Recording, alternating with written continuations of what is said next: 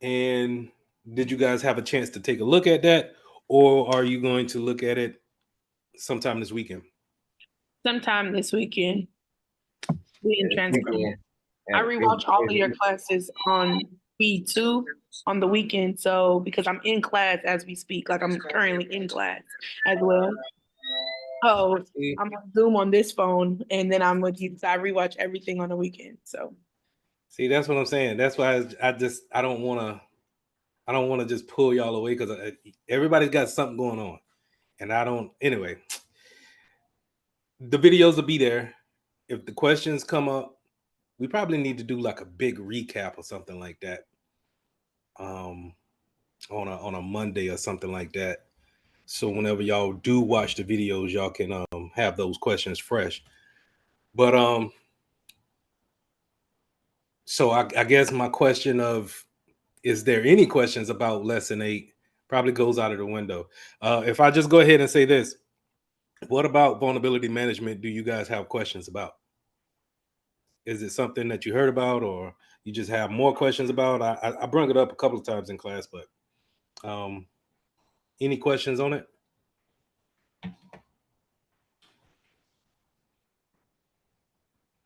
Take silence. Not at the moment. No. Not okay. at the moment. Got you. All right. Well, let's go ahead and let's jump into lesson 9. Lesson 9, evaluating the network security capabilities. This is where we're going to be talking about a lot of, we already put our network appliances into the network, but how do we configure them to be secure? And what are some of the processes that we're going to use to have a secure network? And this is where we start off with baselines. So having a secure baseline, a standard, so to say, is key. Where you already have your product that you want to bring into the company, but now you want to configure it to where um, it's doing the task safely. So we can have a router in, we can have a switch in, but if we have left the default passwords on them, then they're not so secure in that manner. While they may be doing what they are made to do efficiently, they may not be secure in that manner. So not just about changing passwords, it could be monitoring, like I got highlighted here. The encryption algorithms that we use can sometimes be weak, and we don't want to use those things. But sometimes they set those configurations up to make sure that they catch every client that they may have. You got to understand that while going to a hospital may be a lot secure than going to a industrial plant, because they're going to be up to date with computers and laptops and desktops, where the industrial center, their whole main goal is just to make whatever product that they're making, or um, maybe stack whatever product that they have out for physical labor. And so we got to understand that while it may be the standard to have a strong encryption, maybe a SHA-1, a SHA-2, that they may need to use a what we call an encryption called WEP, WEP, at the lower, not a lower place, but more of a place that doesn't, it has old technology and it needs older technology to in order for it to speak. And so having that secure baseline will allow you to look at every aspect of what you got secure appliance wise, and then say, hey, okay, we're going to apply these processes and rules to it in order to make sure that we're secure as possible while using these products. So some things that we want to look at when it comes to configurations, not just on computers, switches and routers, but it could be computers, phones, things of that nature too. You hear me say all the time, we want to change the default credentials. I'm pretty sure that that's going to show up on this CompTIA Security Plus, that if it's a default credential, let's go ahead and change it. If they give you the opportunity to change it, do change it, and then change it to something that you can remember, or let's use that password manager that we've been talking about in order to change those default credentials. Disable any unnecessary service. So this is going into the switches and routers stage. So on your switch, you would have 24 ports, and they kind of look like telephone ports, right? Telephone cord ports that you can just, it has that little weird shape to it. All of those are defaulted to be active. So if you plug something into it, it should give you connectivity. Matter of fact, if you look at your modem that's at your house, you turn it around to the back, it should have that telephone looking RJ45 port. Those things are hot automatically out of the box. It would be in your best interest to go into the configurations and disable those ports. But a lot of times you may, it's a 50-50 chance. I would say that they might be on, they might not be on. And that's typically off of someone actually disabling that feature and turning them off. But we want to turn them off and turn them on whenever we need them. We want to make sure that we use secure management protocol. So this is SSH, or IPsec when it comes to communicating uh, via remote desktop or through the internet via VPN. We want to use access control lists. So ACLs, I haven't really touched on it too much, but ACLs is a list of who's invited to use this service, right? And that's how you want to look at every ACL, no matter if it's network or if it's system based. So they can be two different types of ACLs. You can see one that's on your computer where we allow um, these applications to be on your computer. That's an allow ACL list. And you also have a ACL list that's on a network where we are allowing these IPs to connect to our network and actually communicate. If you have these lists, then it's easier to understand who can get in versus letting everybody in and then you kicking out people who don't need to be there, right? So having these lists is critical in order to one kind of get a grasp on your network and know who's in it,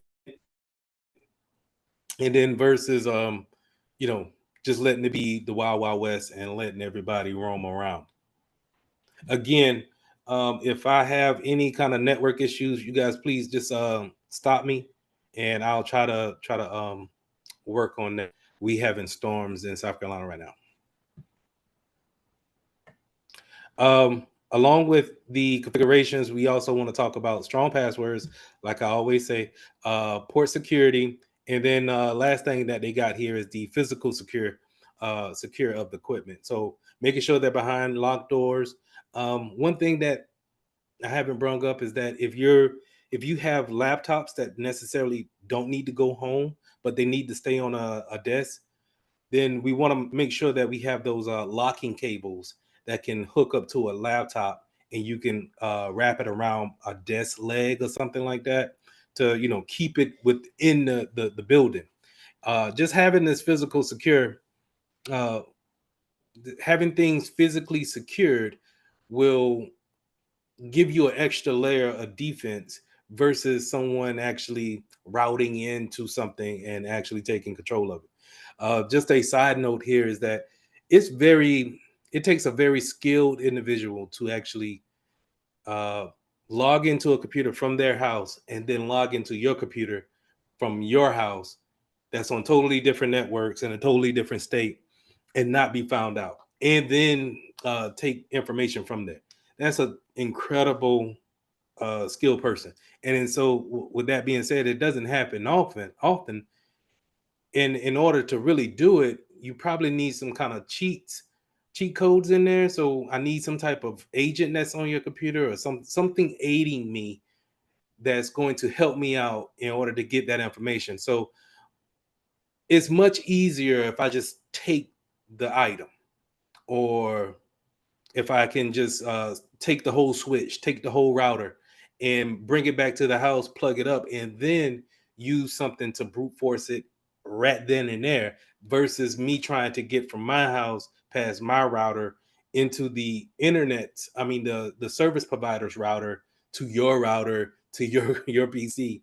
It's just a lot of it's a lot of work, and it's just easier if I just take it. So just keep those things in mind. Is it could be overlooked sometimes when it comes to the physical, but let's not overlook it. So that's a possibility. You can do that. You can take control of someone else's desktop through means of wherever you are in your technology. If so, okay, then why not, right? I've heard I'm of it. technically connected to you right now, That right? is correct, sir. Okay. Okay. And so how can I do it through just code, like just running commands? No, it's things that's put into your operating system that will not allow me to take control of your PC right now. But I do know that there's a way that I can get from South Carolina and you're in Alabama. Correct. I can get to those. I can link us up that way, right? So now I just have to think about, okay, if I can't if I can't just naturally get to your computer, what can I do to put on your computer to give me permissions to talk? And Mm. that's where I was saying you need something to aid you or to give you a little bit more leverage. Can I put an agent on your computer somehow? That's where I go back to my social engineering and I say, hey, why don't you, for training purposes, install this piece of software on your PC so you can learn how to um, work into an EDR. And I'm trying to sway you into that. If you install that, then now it allows me to jump so many hurdles that I had to jump, and I got great connection to your computer that way. That's cheating, but at the same time,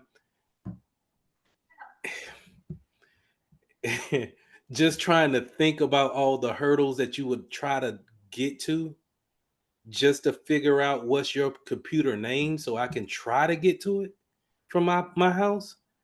I might as well just take the other route. You get what I'm saying?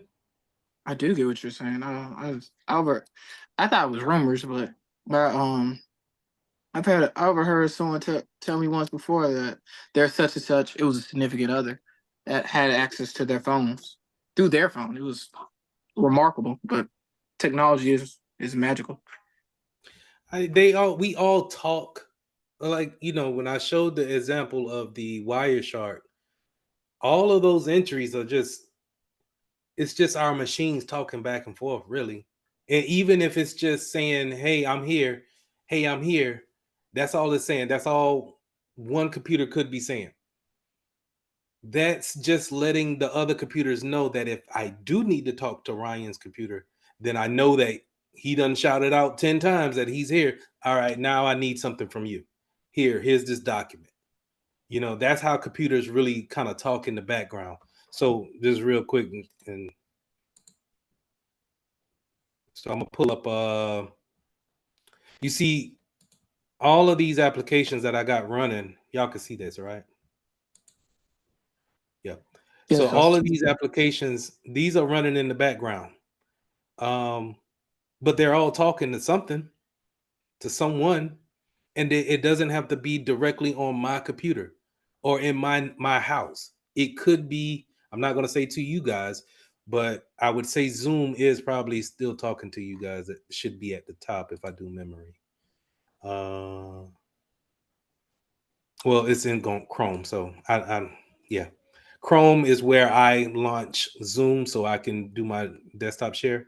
But this is why it's taking up so much memory on mine, because I'm connected to you all. And I would imagine something similar for you guys as well. As you can see, Microsoft eats up a lot of memory too. And I'm really not doing anything with Teams. I don't even know why I got it on here. But basically, what I'm saying is that in the background, while we may be talking to each other over the voice over IP protocol, this is going on in the background, and it's constant. It doesn't matter if I'm doing something or if I'm just kind of, you know, if I'm sending some files. If I was uploading a file to the cloud, all of this would be going crazy, and we probably wouldn't be able to talk over Zoom. But to go from here and make this point, then I'll take it back. To go from this stage, application stage, to get to that same point on your computer is I would say it would be remarkable if I could just go through the command line. That'd be awesome, but it won't let you do that just because we're on different networks. So I have to jump over that hurdle doing something else. Good question though. Any other question? So default credentials, we want to make sure that we enable logging and monitoring. So this is where we're going into having a SOC. So if y'all remember from the first day of class, I talked about working in a SOC, Security Operations Center. This is what they really kind of dwell in. They are threat hunters by nature or by career. And so what they do is they look at the logs that come in on different appliances. And your computer has logs too. So everything that we're doing is logged down into some type of event book. And whether it's you got your password wrong to get into the system, or you open up a web browser, or you open up control panel and then you close it down, all of these things are being logged into that logbook. And the reason why you want that is that if someone hacks into your system, you want to be able to see when did they get access, and then what did they do when they were in your system. So to look at yours, event manager, I'm not too sure where it is in the Apple sense, where the logs are, but I know in the Windows settings, it'll be in what we call the event viewer. And this is where everything is um, logged down. So right here in the security section, it should show, I might be taxing it. It should show how many times that, I logged into the computer. Yep. So all of this blank space should be having some information there, and I should see a bunch of keys up here in this white spot. There it is. I was about to say. So it logs down all this information, and when you're working in a SOC and you come up against an incident, you may have to dig through all of these files just to understand what happened and in what time. Okay, so to know if someone's been in your PC or in your appliances is fairly, you should be able to understand that if you look through the logs. Um, if not, if those logs are gone or a section of it is gone, that's a good indicator that someone has already been in there and then erased their footsteps by taking the logs with them. So just keep those things in mind and understand that if you see a job title working in a SOC, SOC, that this is where you're going to probably be living at, is in those logs. And that's just my computer. So you can imagine something like a network router having millions of logs on a daily basis.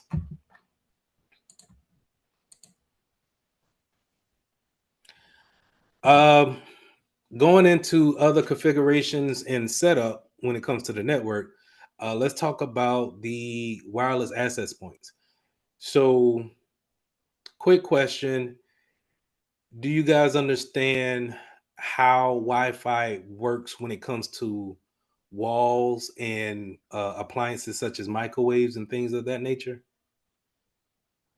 Like it degrades the signal. Are y'all familiar with that? Earlier we talked about how microwaves can disrupt things like memory and swipe things from last class, and Honestly, that's my understanding of application of everything. The microwave simply disrupt the Okay. signal. All right. Well, in this case, it does the same thing without it being in the microwave. Um, it's just microwaves take so much energy just to turn on. Um, the Wi-Fi signal is like a radio signal. Now, I know I'm old, and I grew up when we listened to the radio, and we had antennas that we had to point it to the radio tower, and we get a better signal. The Wi-Fi works the same way. And so if you think about it, if well, I hate to ask, but have y'all ever had a radio with an antenna on it that you had to? I All right, did. I did. okay, Even okay, like the satellites, the little TVs through the antenna. I had that too. okay, all right. So maneuvering the antenna can get you a better or a clearer picture or a clearer sound of the station. Same thing when it comes to the wireless network or your Wi-Fi is that if you can get a better signal or a line of sight to that modem, you should have a better strength signal to your devices. So when you think about it, if you have your router tucked away under a cupboard or on the floor somewhere, around a closed room, it's probably not getting the best reception that it can get. You want to have your router or your modem that comes from that your telephone company in the middle, preferably in the middle of the house, away from any walls or anything like that to get a better broad coverage. And having it around appliances also disrupts that same airwave channel. And so we want to keep those things away from that in order to have better speeds, so we're not creating our own DOS attacks on our own, DOS attacks on our own self. So, um,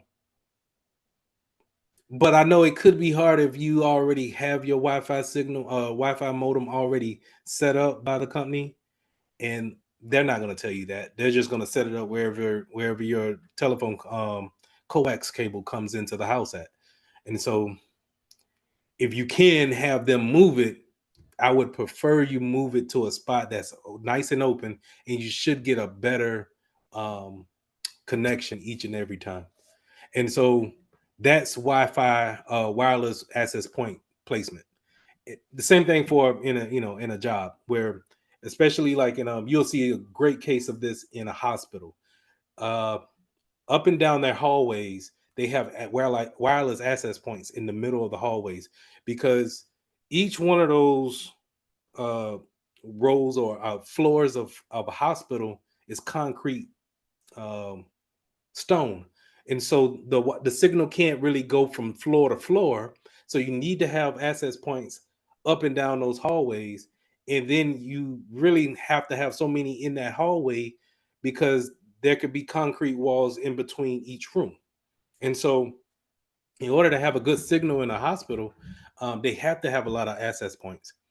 And you want them in certain spots so everyone in the building can have access to it, but you don't want them so much to the edges that someone can just sit in the parking lot and get access to the network.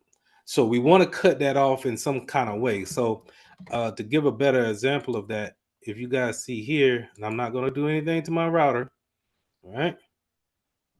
You look here in the lower right hand corner, you see all of these networks here, and these are all my neighbors, and these three are mine.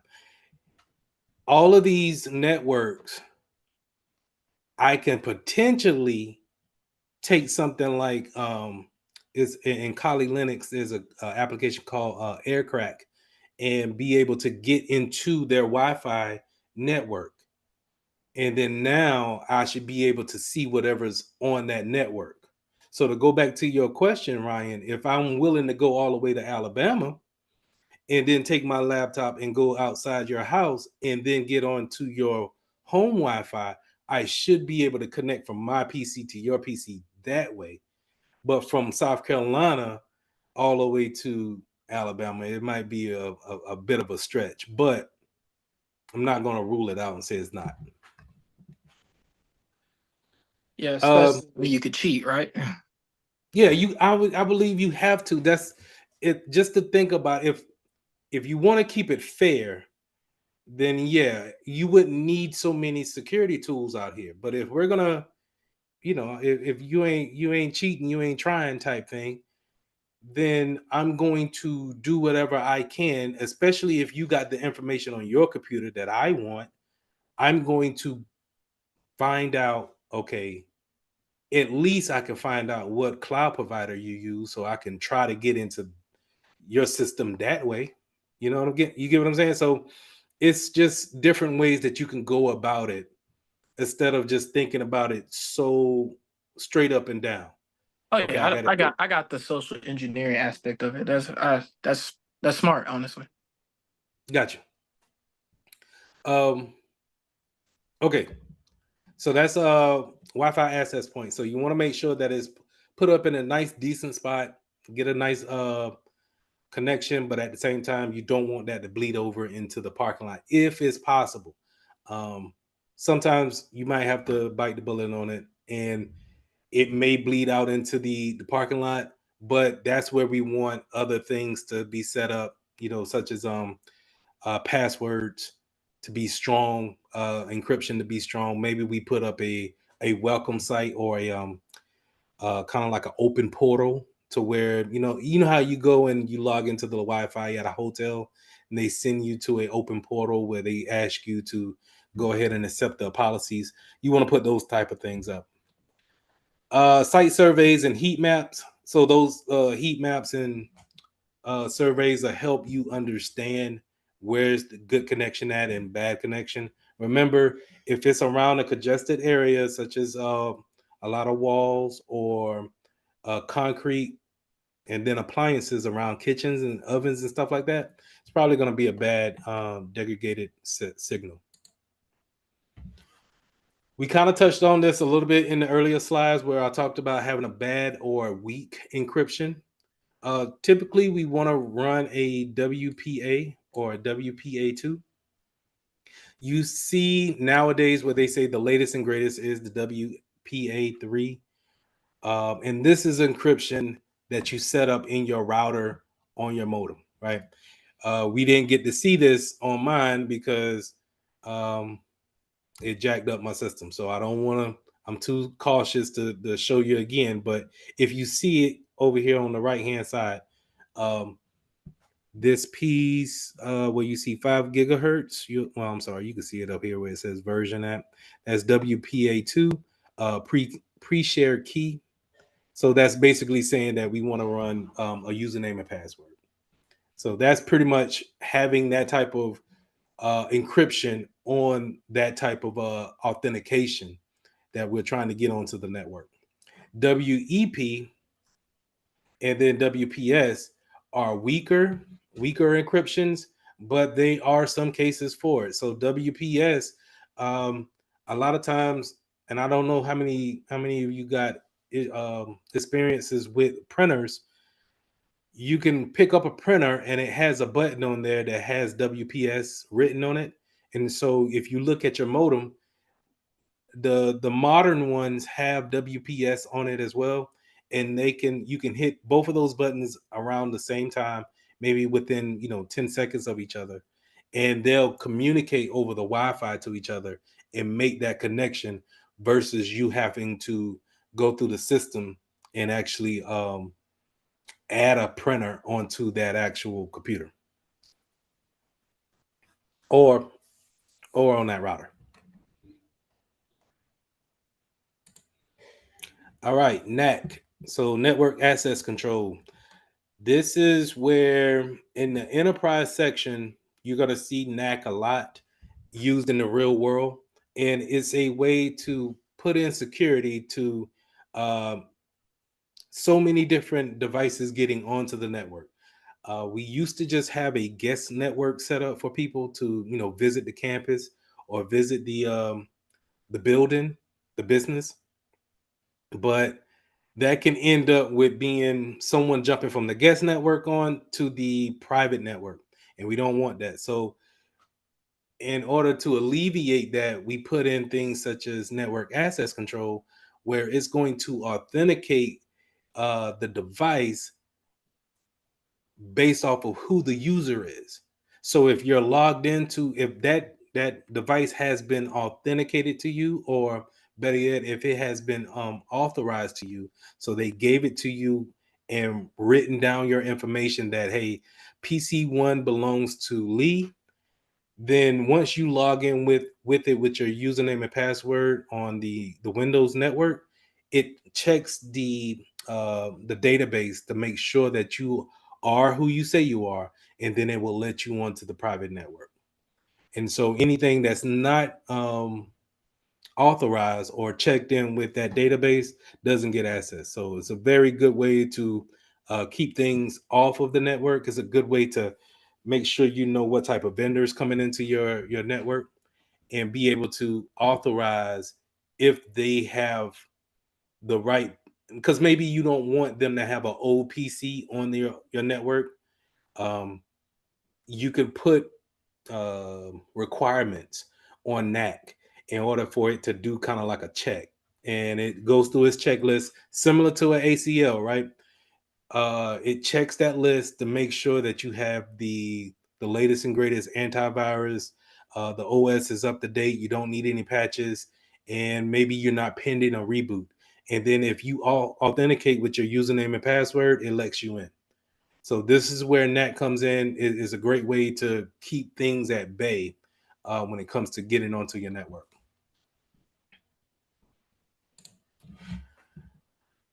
All right, so I already talked about access control lists, and I remember it could be a networking thing, and it could be an application thing. So the most famous one that is known for, well, I wouldn't say it's most famous, but it's kind of equal when it comes to applications and firewall.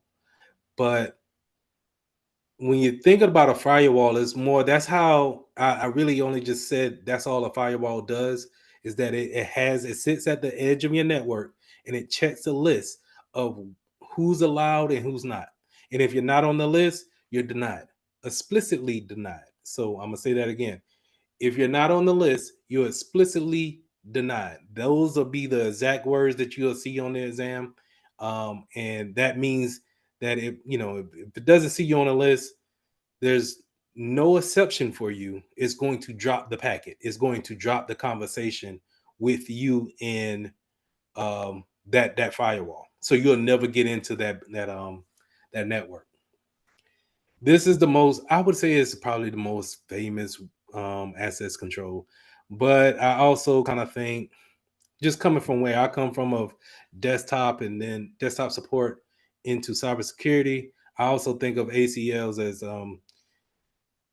user groups and having access control to files and things of that nature. So I guess it was just something that I had to get over. But anyway, intrusion detection and prevention systems. So this is where we're talking about. We're either going to talk about detection, and that's going to be more your firewalls. I hate to say firewalls because firewalls can do detection and prevention. So let me go back. Your SIM. So let me put it in the chat. Matter of fact, I'll just put it over here.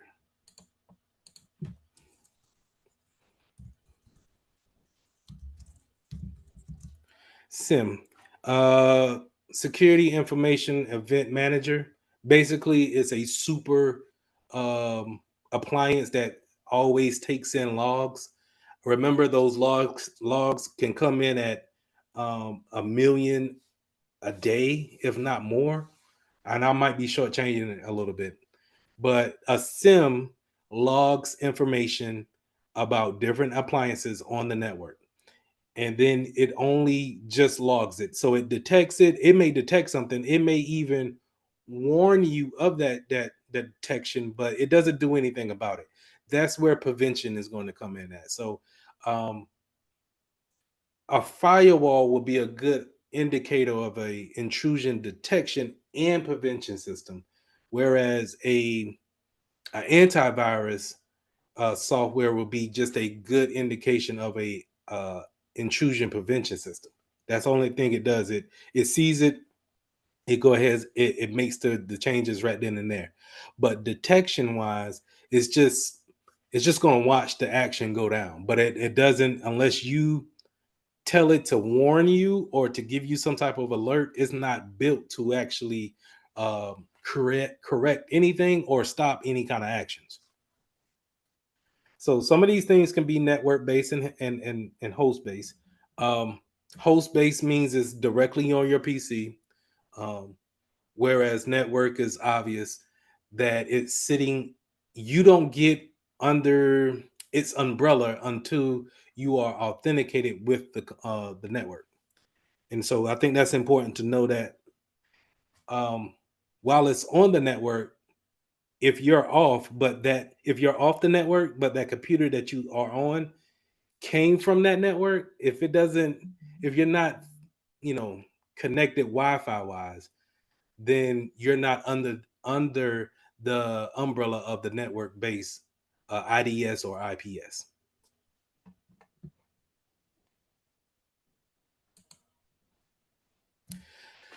All right. So the way these IDSs and IPSs, how do they actually know if something's happening? And you have three different ways. You have signature based, anomaly based, and then behavioral. Signature based is going to be when you think about a signature, a real life signature is it's someone's natural movement when it comes to signing their name, and so it's always based on that person. So when it comes to a signature based detection, every virus is written with a particular um, set of code. And so that code doesn't change. In order for it to be a particular virus, in order for it to be a Trojan, it needs to be written in a particular order, right? That's signature based. So when it comes to your antivirus software needs to download what we call signatures every day in order to know what's new out here in the wild. And those signature, that's how they understand that, hey, a virus has came into the network, because they can see that virus pattern and then compare it to the database that they have, or the signatures, and then they can quarantine the virus by doing that comparison. Anomaly is what it says, it's something that it never really seen before, and it doesn't match up with these signatures. So the signatures could be, let's just, for easy terms here, could be just 100 signatures, and then you have something that's just wildly different. It could go ahead and quarantine that, or have some type of action upon it, or in the case of IDS, it's just going to alert, but in IPS it could quarantine, just because it doesn't know anything about it, right? Something stands out. Behavioral detection is something based off of anomaly base, and so what needs to happen is that we need to put an agent onto our network, and it needs to kind of gather information over time. And as it's gathering information, it learns what is normal, and then whenever something goes awry, then it's saying, okay, this is an anomaly, this is not normal, I'm going to trigger now. That's behavioral based, because it's, if even if things are wild at, let's say, 4 o'clock in the afternoon, but then everything calms down around 9 o'clock in the morning, it's all based off the patterns that these um IDSs and IPSs can get and learn. But then when something goes off at, let's say, noon on a holiday, it sets off all alerts because it's not used to that. And that's why really in the real world, you don't really see too many of anomalies and behavior based, just because we change. I think personally we change too often when it comes to antivirus. We You can be a vendor and maybe be in there for maybe 2 to 3 years, and if they don't want that contract after that, they'll go on to the next one. And so to have a real behavioral baseline, it takes a while. It takes a while, and I don't think that we are allowing companies to stay into our network that long. All right, last slide. We got web filtering.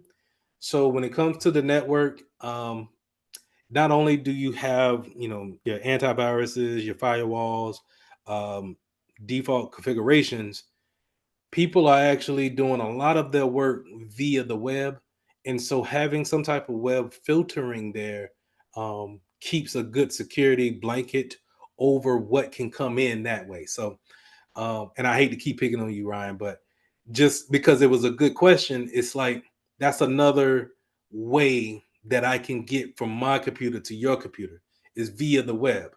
And just like how I said, where I can try to give you something through Zoom in order to connect us. That's the same thing we want to try to have when applying web filters in our place of business. We want to make sure that they can go to the certain websites and not download anything. Maybe stay away from social media sites that they don't need to be on. Um, of course, stay away from any category that we don't want at that point in time. Um, but at the same time, you need to put in exceptions for those who need to go to those sites. And everybody has a case. I remember putting in a, a web filtering rule with Zscaler saying that you couldn't go to any social media sites, but then the marketing team says that no, we live on social media, marketing the business all the time. We need access to that, so we have to put in an exception for them, but which in turn turned out being an exception for everyone because we couldn't really at that time we couldn't really focus in on one particular group. But you just want to make sure that when people are reaching out via the web, that they're not bringing anything into the network from the web into your internal network.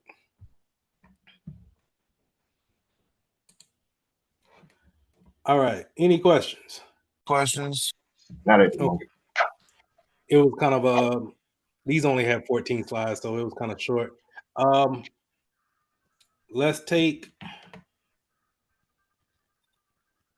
a short break. Uh, be back at the top of the hour, and then we'll go ahead and finish up with the hands on, and I'll let y'all guys get out of here. Can you do me a favor before you go? Please put your name in the chat so I can do the roll.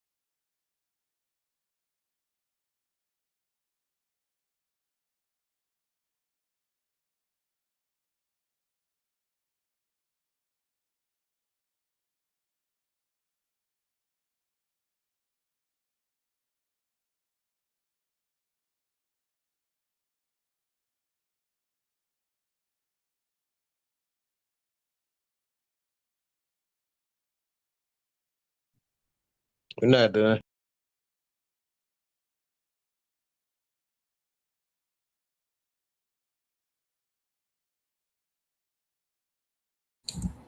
All right, I'm back.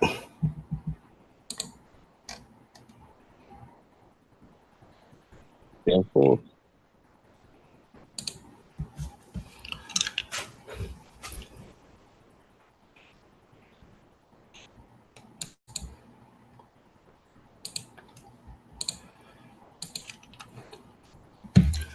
All right. So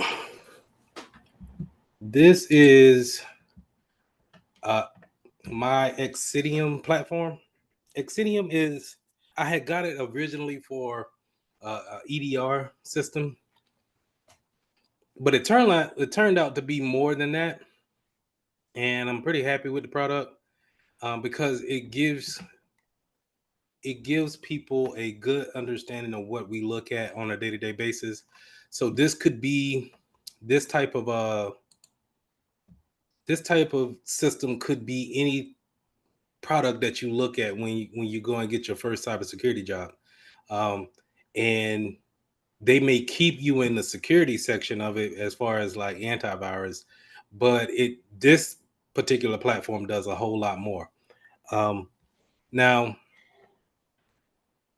I shown it before about assets control or assets management, just to be able to see what's going on here. But you can also dive deeper into these particular products to see things such as your network as a whole. So it's bothering me. Um, if we run um, kind of like a detection on this agent that I have on my machine. And whenever I say an agent, my agent normally will live down here in this little toolbar here. This is how it's communicating back to this dashboard, this appliance. It's taking things that we've seen on that task manager that I showed you, things that it sees here, that agent is taken and then communicating back to this platform and letting me see it in more of a cleaner version. So as y'all can see, while it didn't have anything, it started to do a refresh and started to pick up some information for me. And this is a good way to look at if something's out of that configuration that we started to talk about in the beginning of class, where maybe they're on a different IP address that we didn't want them to be on. Maybe we can look into it or see exactly what's going on there. Maybe we call them up and we say, hey, we found this to be a little bit concerning. Where are you located at right now?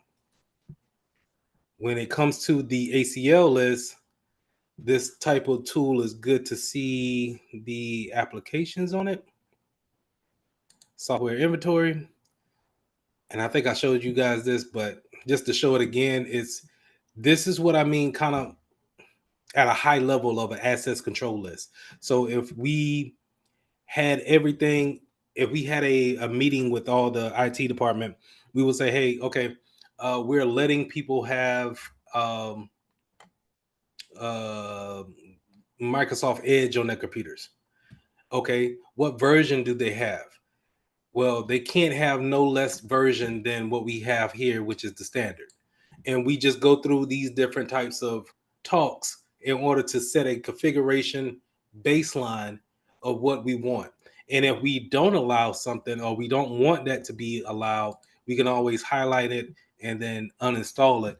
And this can not just be for this one computer, it could be across the board, um, and take it all at one time. Normally, if we were to do something like that, we would need to go through what we call a change request and let people know, hey, we're going to remove all Chrome browsers tonight. Um, Make sure that if you have anything that you need to save it, because we're going to remove it. It's not allowed. It's on our policies. You run through the particulars and then you set it up for a uninstall that night. And what happens is that um, the agent that I showed earlier will, on behalf of that agent, has administrative rights. And so on the behalf of this platform, it uninstall whatever software you told it to do.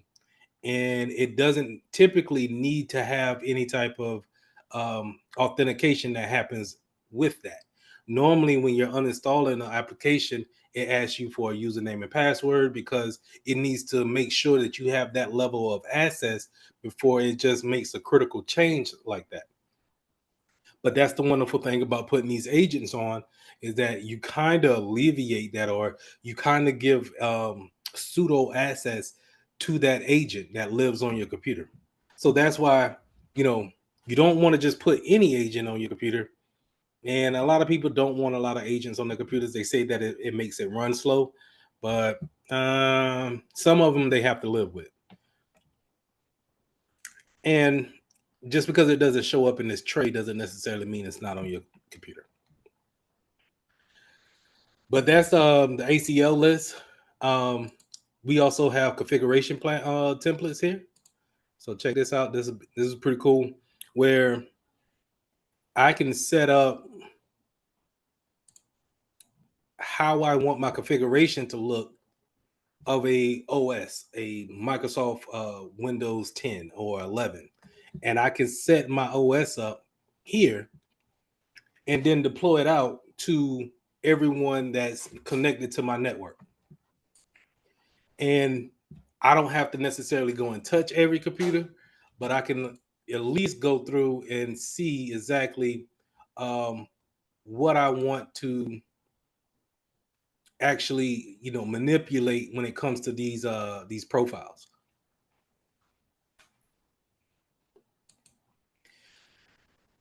Now I can set alerts up for anybody that's deviating from that configuration list.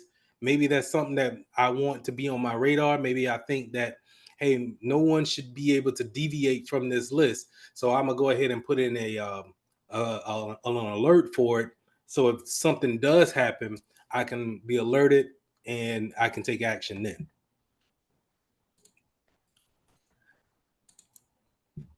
Now, this is the antivirus part of it. Normally, like I said, this is where the signatures will be downloaded and then sent out, dispersed to the agents that are out there in my network. Normally, when a signature is when a virus is detected on a computer by that agent, it quarantines it. Normally, that's what you're going to see on every antivirus, is that they need to run scans on a daily basis, and they probably need to run some type of update on a daily basis too. So a lot of times when you see people start up their computers early in the morning, it might be a little bit slow because they're pulling down those new signatures in the antivirus and maybe pulling up an update that they had to restart or whatever. So a lot of these things need to happen after a reboot. That's why it's so common for IT professionals to just kind of reiterate, hey, let's go ahead and restart. Did you restart? You know what I'm going to try? I'm going to try restarting it. And sometimes that fixes the issue. A lot of times that fixes the issue when a computer is just really trying to get through a task, and maybe a hang up is the reboot. So going back to the quarantine side of it, putting things into quarantine is where you can see these viruses here, and then you can be able to delete those actual files from the PC that they were found on. If we had something on our firewall, as far as in an appliance, we could possibly we could see the logs here, but obviously I'm not in an enterprise environment to be able to show you that. So everything firewall wise will be on my host.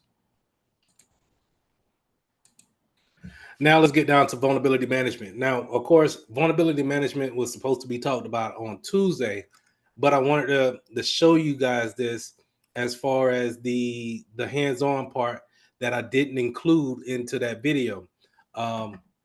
This is where, when you're running a vulnerability scan, you'll see what type of patches that are needed for those vulnerabilities that you face. And in this particular case, I can see what vulnerabilities that everyone has on their computer that's in my environment. And so I can read up on this particular CVE and see exactly if I want to act on it right now, or if it's something that I want to wait on. Now, I could see what the problem is, and then I could see the publish date, so I could see how far behind I am on this problem. Um, I can reach out to the vendor to see exactly if there's something else that I need to put into there, and I could see exactly what PCs are affected. Great piece on this software, just because it it's now it leaves you open to where you don't have to touch every computer thinking that everybody has this same problem when it's just three of them. So this is why you want those agents out there really kind of communicating on the back end, because it could be a little bit cumbersome to stop people doing their job and asking them, hey, do you mind if I take a look at the logs, or do you mind if I take a look at your updates to see if you have some updates to run?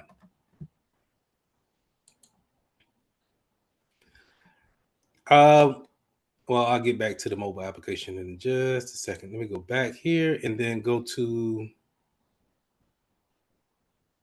patch management, and then go over to third-party applications. So, well, I'll stay here for a minute.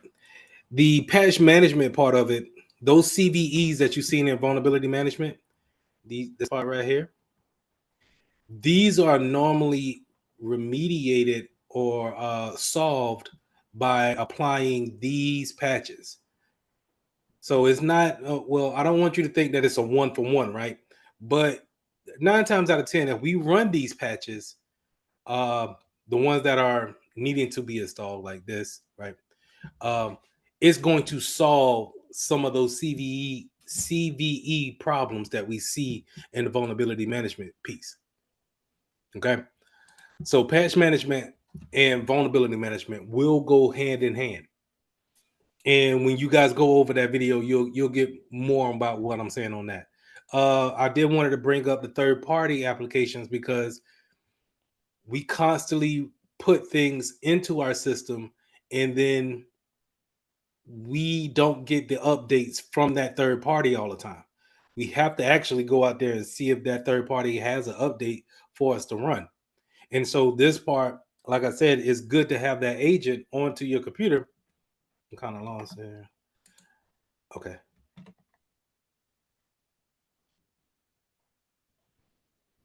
Okay. So it's good to have that agent sitting on your computer, and then be able to see exactly what third party applications that did not come with Windows, and be able to see if we need to run patches on those. So it can keep that kind of communication open with the vendor, as well as the host machine. So it's great to have this piece for it. Of course, I don't run anything because I'm just. I mean, these are real issues, right? So I don't want y'all to judge me. These are real issues. These are real devices that I know that are my family members, basically. Well, not all of them, but these are important people to me, as far as whose agents the agents are on their PCs. But I needed to kind of like rack up so you guys can understand where I'm coming from. So I'm almost kind of sacrificing them to for learning purposes. But I will run patches on these. I will get to it. So don't judge me. Any questions? No, sir. All right. Last thing here. This is the MDM part of it. We didn't talk about MDM today, but we did cover it. And MDM is just a mobile device management. I think we covered it either last week or Monday. But it's basically, if if you remember when I said, if you leave a computer or a phone on a airplane or something like that, I can remote wipe it. This is where you could do those actions at. I think I already said that before. But anyway, can't hurt to say it twice. That's all I had for tonight. Early night. I can give you some time back.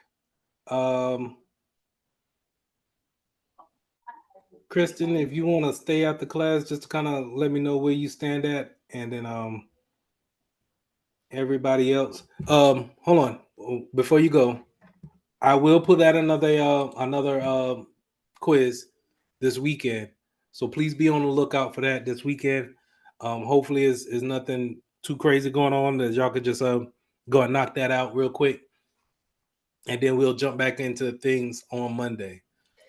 Like I said, if you guys got any questions, just give me a shout on my emails or in LinkedIn. I'll be more than happy to help. Um, Kristen, if you want to stay after class and chat just a little bit. Oh, she left. She left. Okay. All right. Y'all take it easy. And You too. I'll catch Thank you. y'all on Monday. Good night, team. So much. Have a great night. Good night, guys. All right. Oh, I got one question. I got one.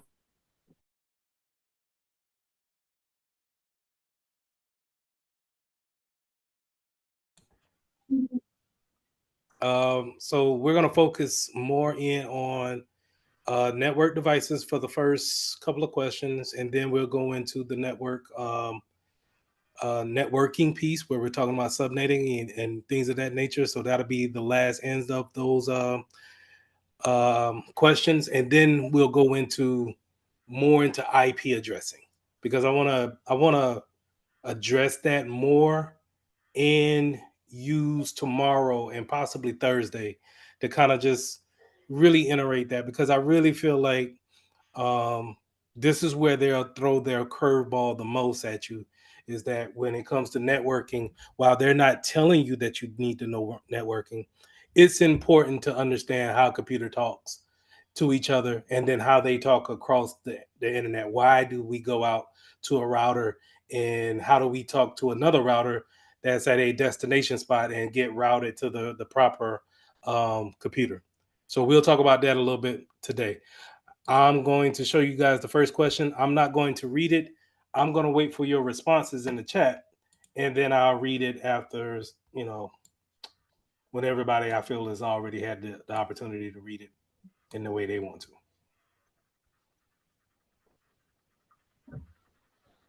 Oh.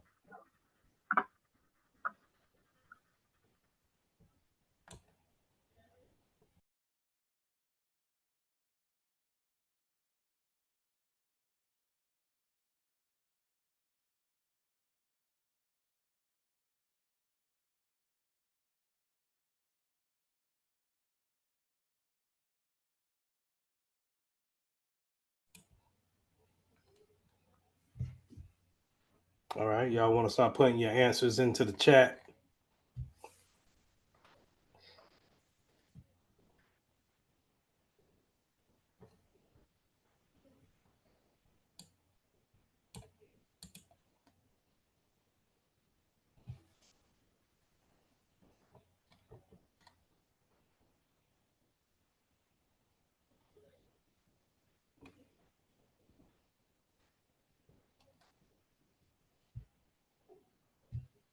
I'll give it about 10 more seconds, and then I'm going to go ahead and read it, and then we'll talk through it.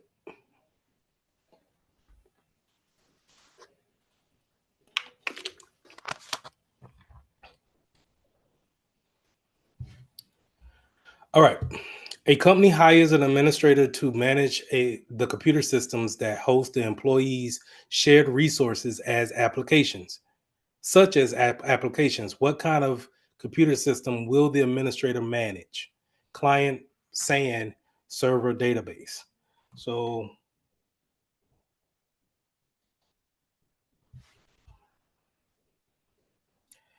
X, I'm gonna tell you to go ahead and take your tech cap off.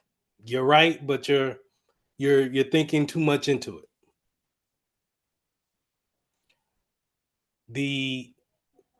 So let's rule out the two that's obvious, in my opinion. Um, they hire this guy to manage the computer system that hosts employees' shared resources, such as applications. So, shared resources mean that it's more likely going to be some type of network computer that um, not only individuals in the company can get to, but maybe people outside of the company can get to. Um, so, client. Mm, that could be it. I mean, when you think about a client, an endpoint client, in that matter, it sits on a computer, which could be network, right? So let's keep that. A SAN, storage area network. That's more of a just one type of application where we're storing information on a particular drive. So we can rule that out. Let's rule that one out. And then server. Network applications can be stored on there. It can hold a lot of different resources on it, and it could be available to people inside the network as well as outside. So we want to keep that one along with A.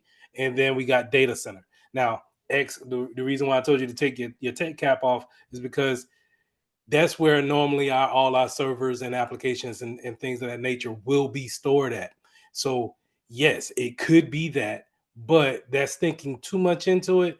A plus just wants you to see the top level or from a high view. So that data center, they're more talking about the building, the actual building, and not what a data center kind of serves as. So we're gonna go with the two. We're gonna cross out B and D, and then let's look at client and then server. And then with those two that's left, the a client is not going to have the flexibility, the resources, the robust capacity to hold anything like a client. I mean, like a server will.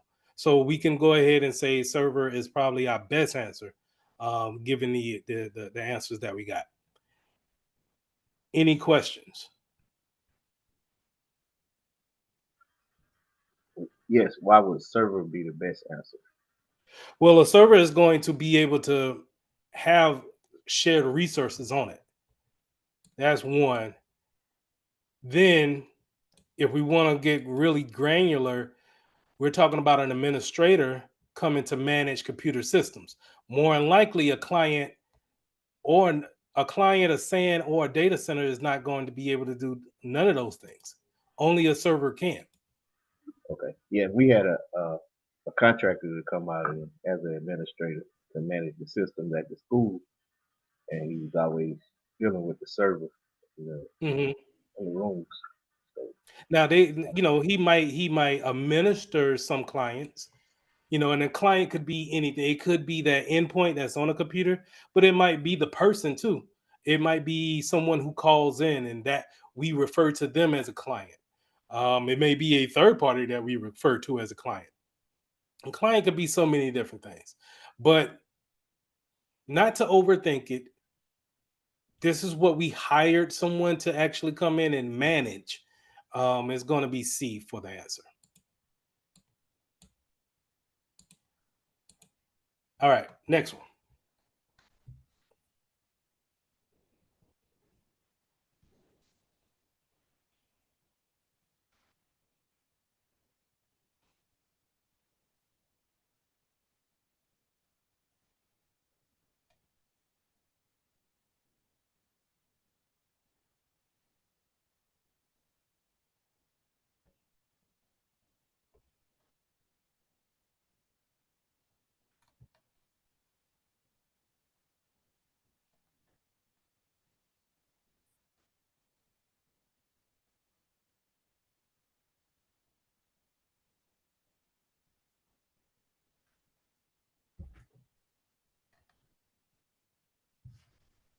All right.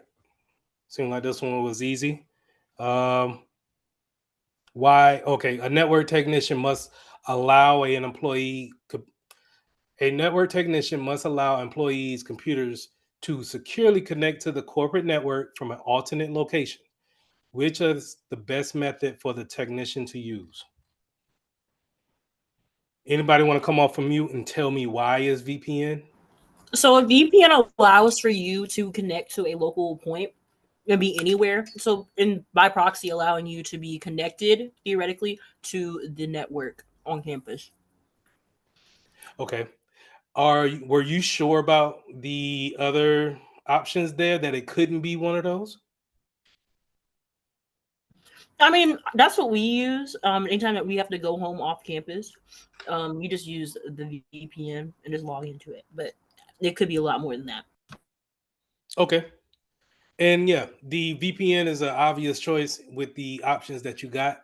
A DMARC is a place of a connection from where your provider and the client comes together with their internet connection. So when you're thinking about your school and whoever they may pay that local phone company to bring in internet, wherever that data that internal router is, that's your DMARC point. Out of the scope of this certification, but they put it in here to throw that curveball for it. DHCP scope is more of giving out IP addresses from the router. Maybe we have a certain amount of IP addresses that we only want to give out.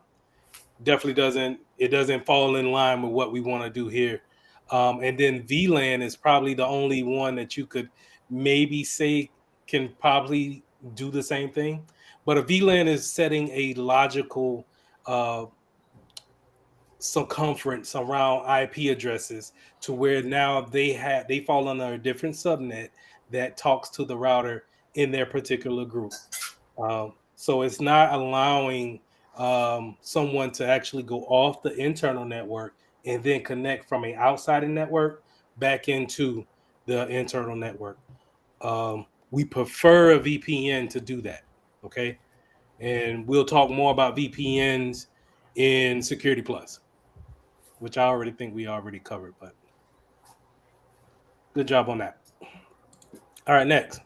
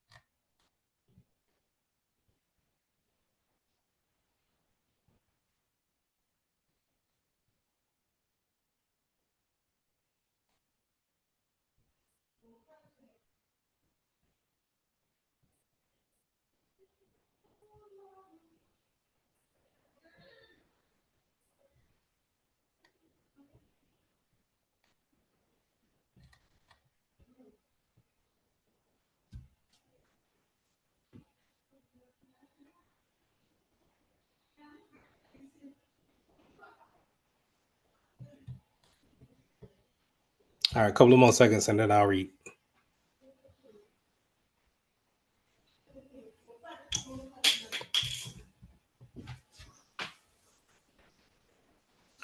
All right.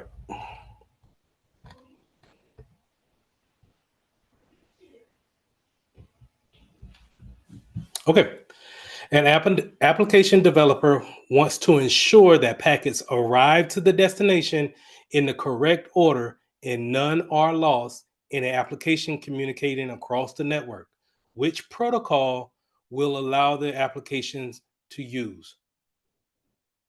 Now, this is where I say, hey, all right, let's go ahead and learn. Um, let's learn our acronyms.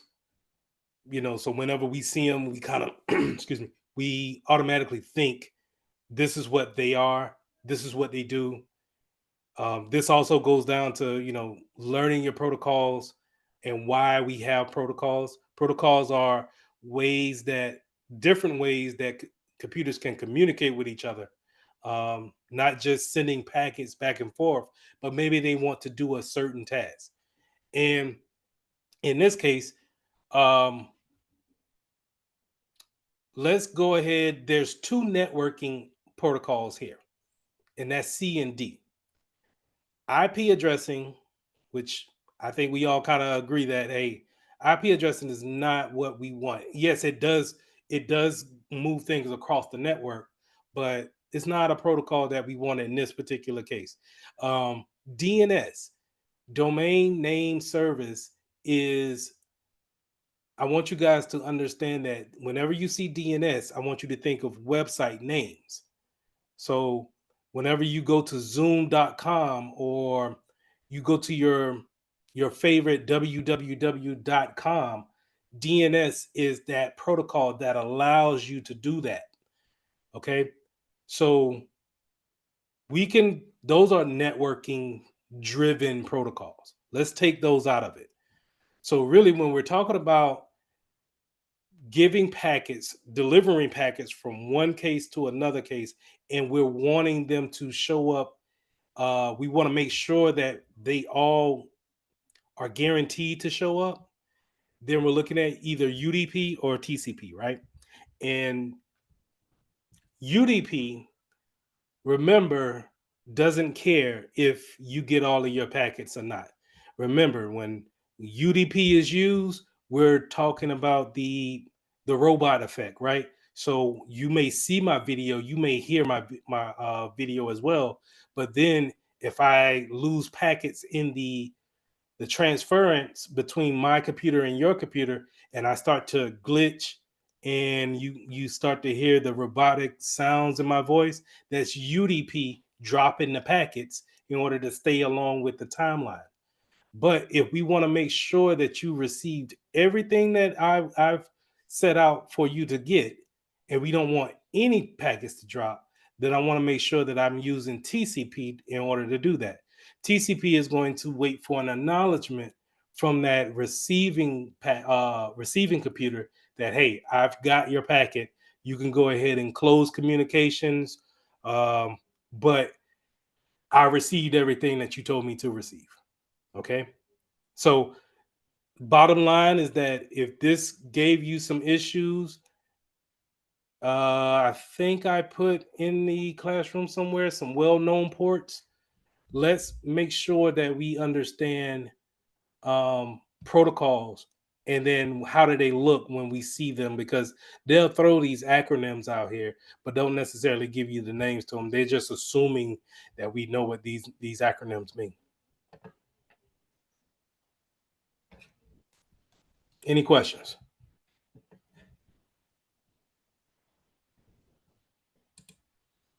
All right, moving on. I'm going to take the bullets off of this one.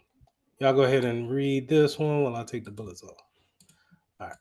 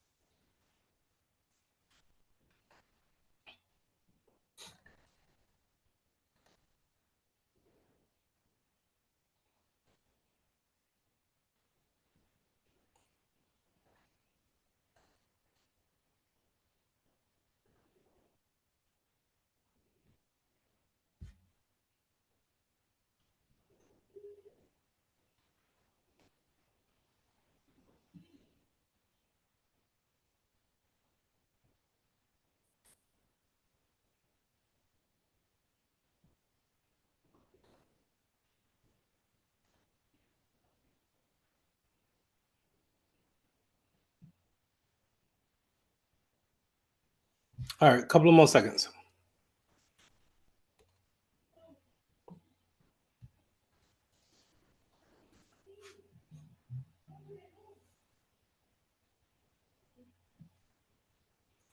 Okay. A network technician is configuring hosts to require IP configurations from a server. What protocol is the technician configuring? So we're talking about a device coming in and asking another device to assign them a IP address. What is this called? Anybody want to answer this one? It's gonna be C. Why is that? Uh, mm, Is the that something that just that's what you know? it's because I picked the A because I realized those not A because A was used for the secure communication, I guess, Mm-hmm. over a network for like web browsing, Right. and it's not with like not for the not dealing with the IP exactly, but these will be it's transferring files over the network, but not really dealing with the IP.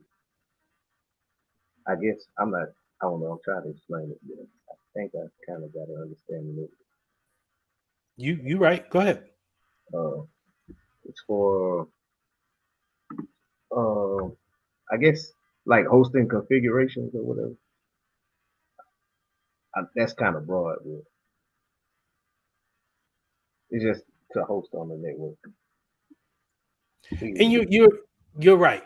The the first two are dealing with communications, uh, but they're not dealing with networking configurations as far as IP addressing is concerned. And that last one is dealing with um, a protocol that's moving documents from one device to the next. So it's really kind of a process of elimination. None of them really do what DHCP does. Now, if they would have put static IP addresses in there, they would have replaced SSH with static. Then that would have been more of a curveball, I think. But DHCP is going to be that dynamic host. I forgot what C stand for. Communication protocol. Don't hold me to it. But it's either DHCP or static. And DHCP is always going to be your computer asking a router, asking some type of server, hey, I need a new IP address in order to communicate on this network. Please assign me one. And it assign one for a particular length of time. And you use that IP address in order to have identity on that particular network. All right.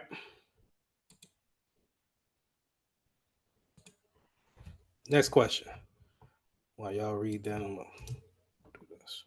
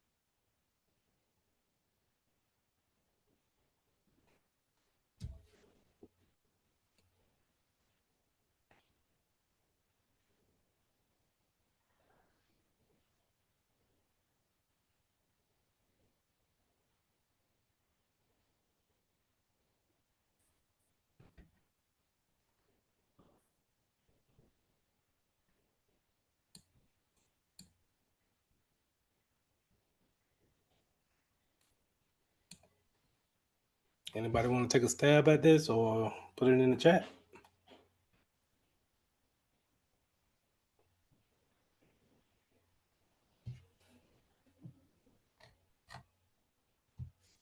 I'll give it a guess. I'll say that it will not be expressed in hexadecimal notation.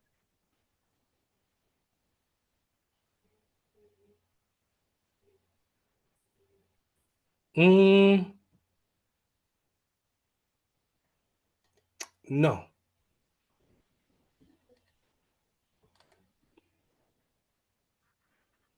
So let's look at it.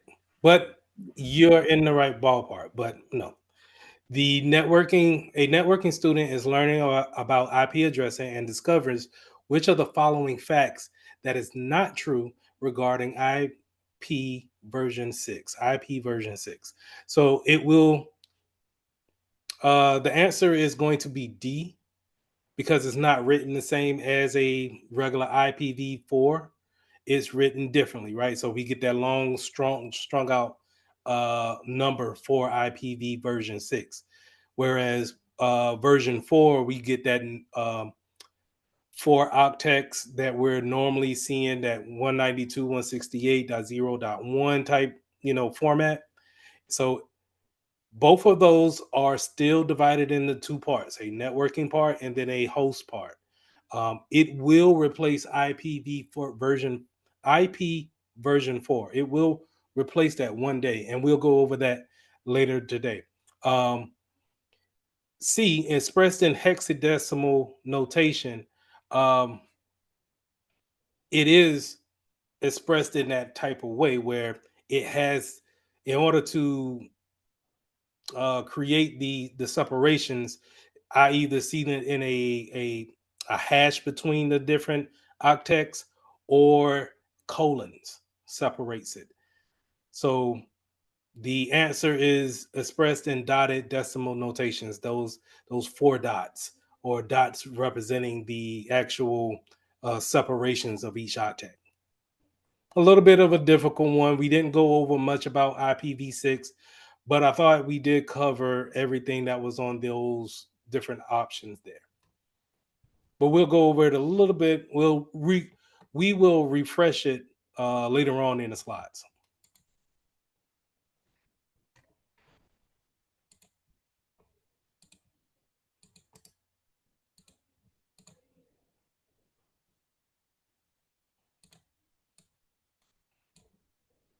Next question.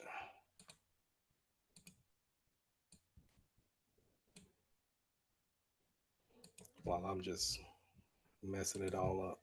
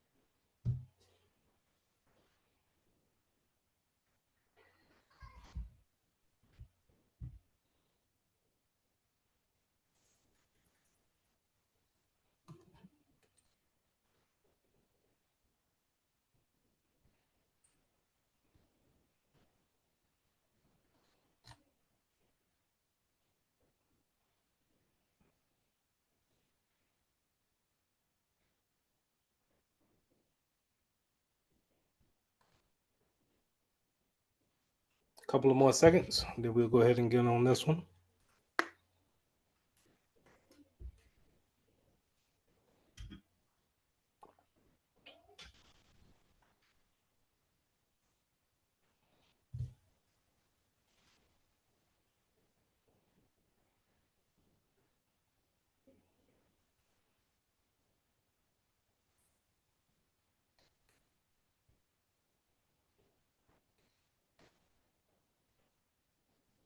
Okay, let's jump onto it.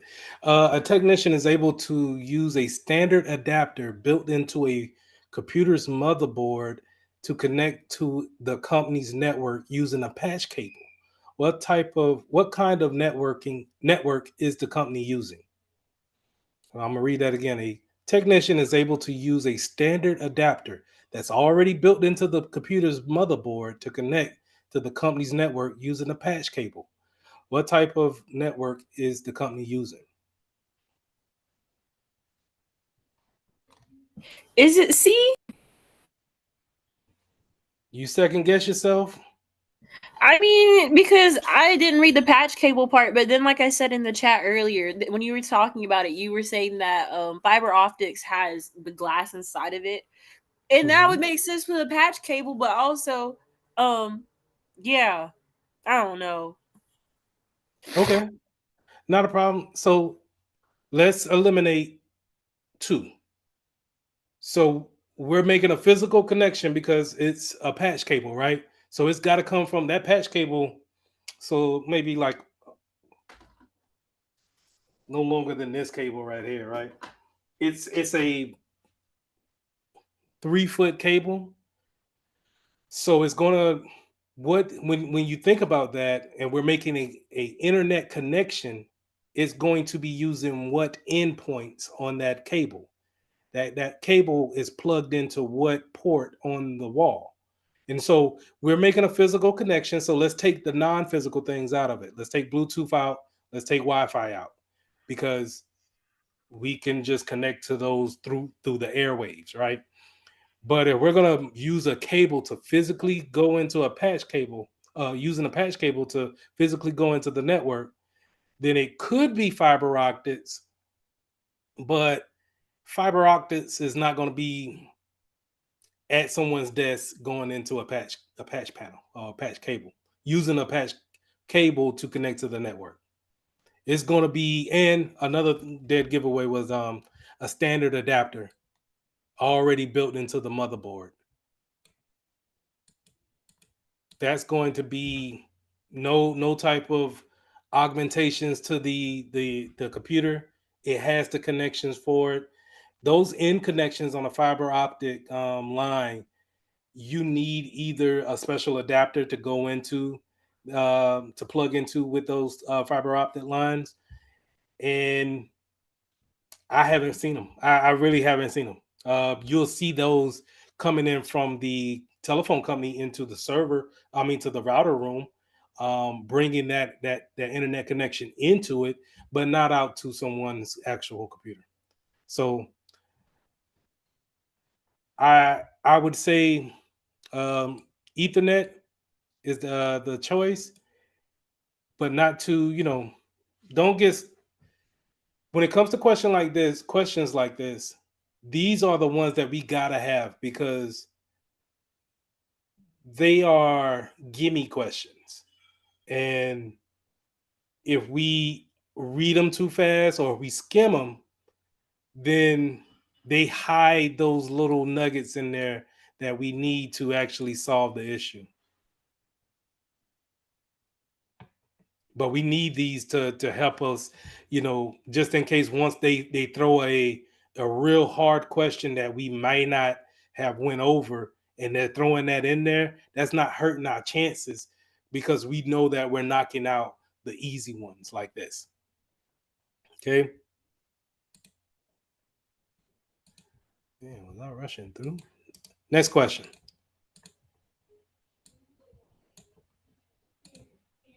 And I'm gonna go ahead and I'm gonna read it. I'm gonna jump back to my old format, and then we'll move along like that. A network technician is connecting a computer to the network using Ethernet. How is the physical connection made? How is the physical connection to the cable made?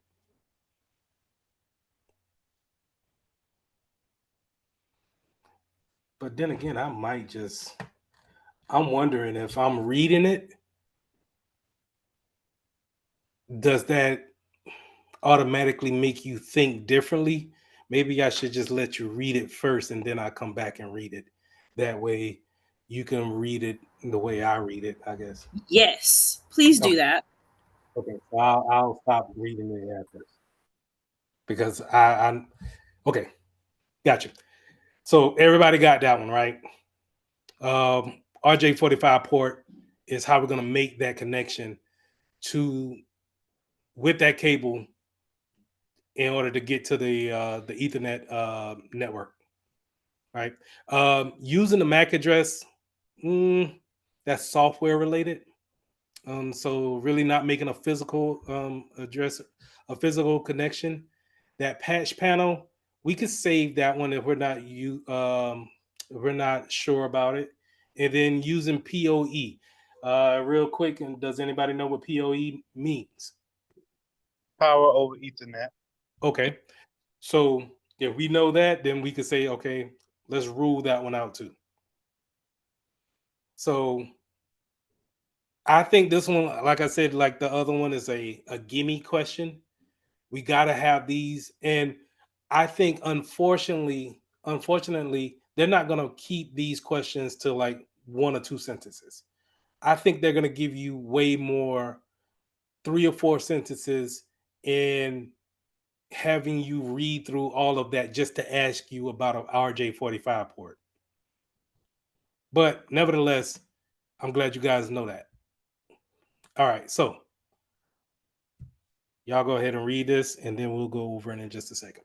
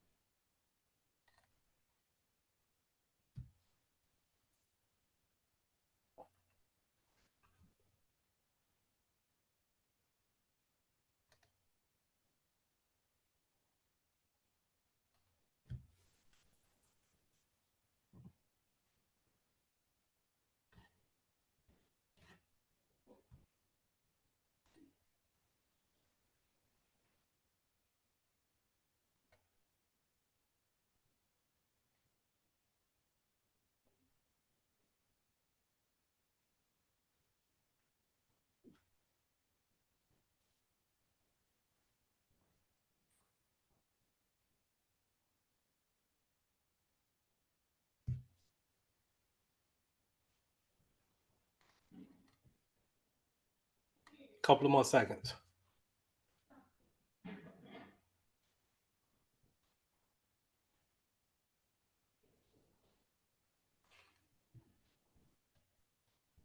All right. A network technician is upgrading the grocery store's checkout lines with contactless payment devices. What type of wireless technician? What type of wireless technology are the payment devices based on? C. Why?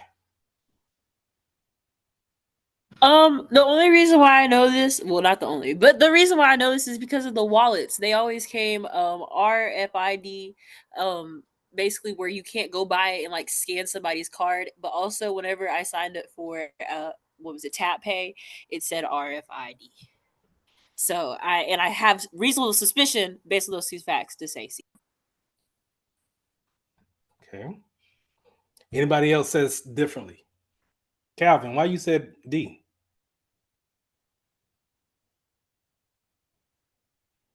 Well, I was thinking because it's near field communication, so like things like tap and stuff like that. Tap pay.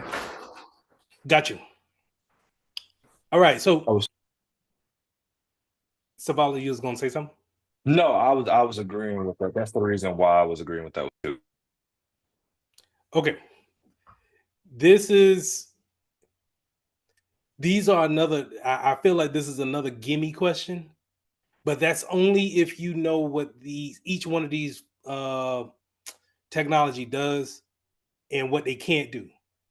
So nobody, from what I've seen, felt like it was 802.11, right? We all agree on that, right? And 802.11 is what?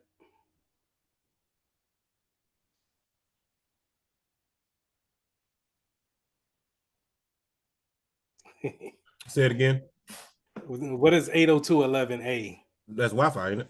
Okay, yeah. All right. Just making sure.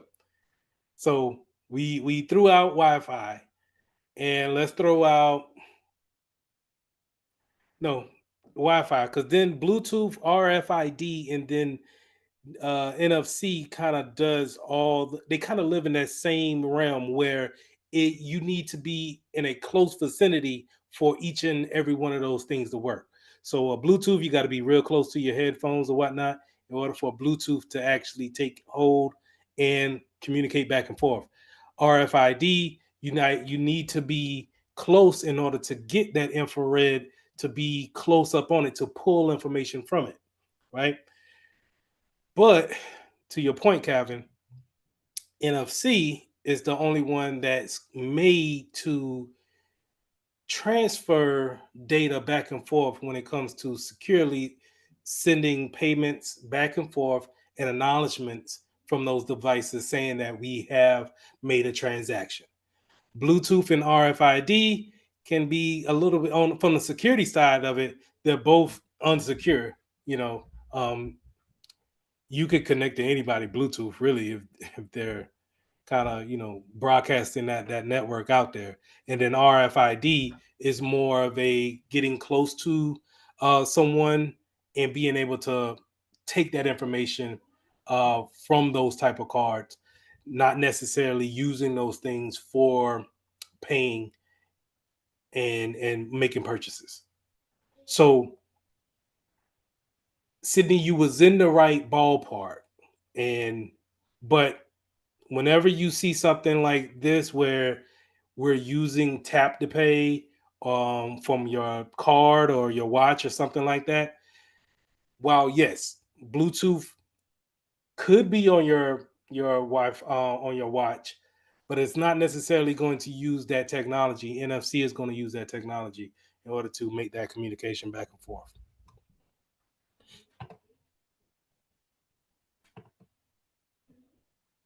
Any questions? I remember that because when NFC first really started coming out on the phones, I remember that being one of the main things they were pushing. That's how I remember that at least. Yeah, I think it's going to get. It's becoming more popular because I don't think people are tending to separate as far as like talking to each other. So just off of that, being able to have more devices that can just go up and pay and you don't have to actually interact with someone, um, I think it'd be more acceptable more than biometrics. The technology is going. So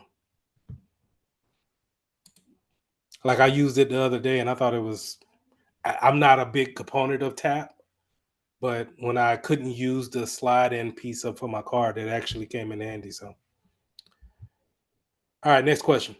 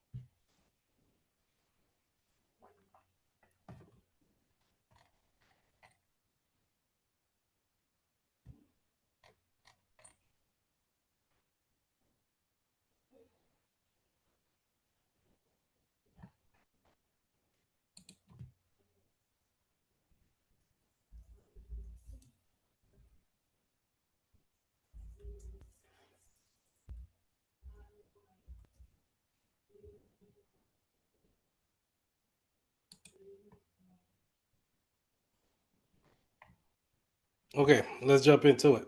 An administrator needs to supply power to a handset through the switch. However, the switch does not support power over Ethernet. How can the administrator solve this problem? We felt pretty confident that is D. Let's go over it. And this is one where if you're not familiar, we could have did process of elimination based off of what we got here. So a managed switch and a unmanaged switch, the devices are pretty much the same. It's just whether someone can actually administer them or not. Where one is sitting there, just actually it has a set amount of configurations, and then it's unmanaged by anyone. So there's no one administering it.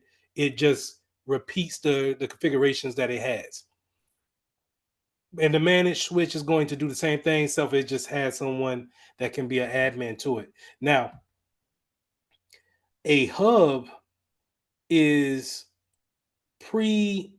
it's older technology than the switch, and so a switch is technically smarter.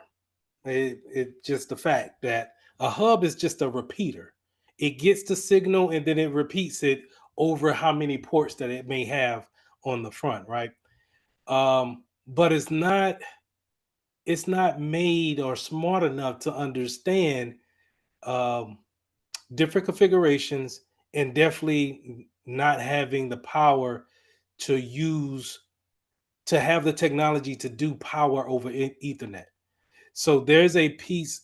If I was doing this, I would look at this question and say, well, I know the switch can do this, and then I know a hub is pre pre a switch, predated a switch. So I'm not going to pick that. I'm not too sure about a power injector, but I'm going to go with the power injector. And a power injector is an adapter that has a Ethernet port on it that it has that capability of supplying power through the cables in there. Okay, so C will be the right answer. This is one that I would say if you're looking at it on the test, if you can, and I think you still can in a CompTIA test, mark this as one that you'll come back to. Don't waste too much time on it. If you come across something that's just kind of got your brain racked, mark it as review later. Go through and do all of your easy questions and then come back and do questions like this, just in case you have to put more thoughts into something.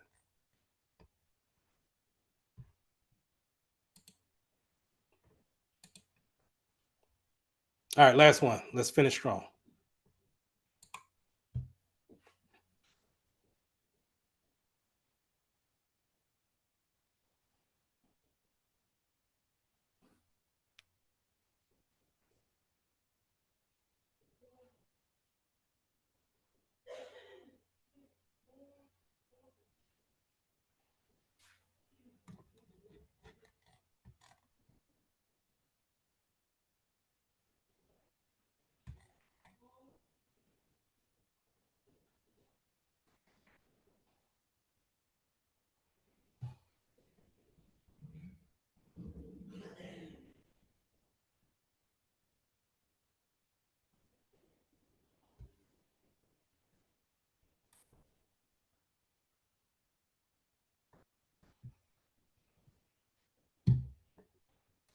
A couple of more seconds.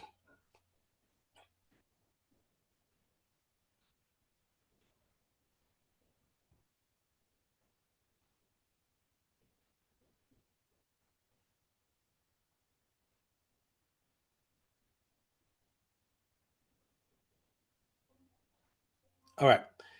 A network technician needs to deploy a computer on the Ethernet network and notice that the computer will sit on a shelf directly under a fluorescent light.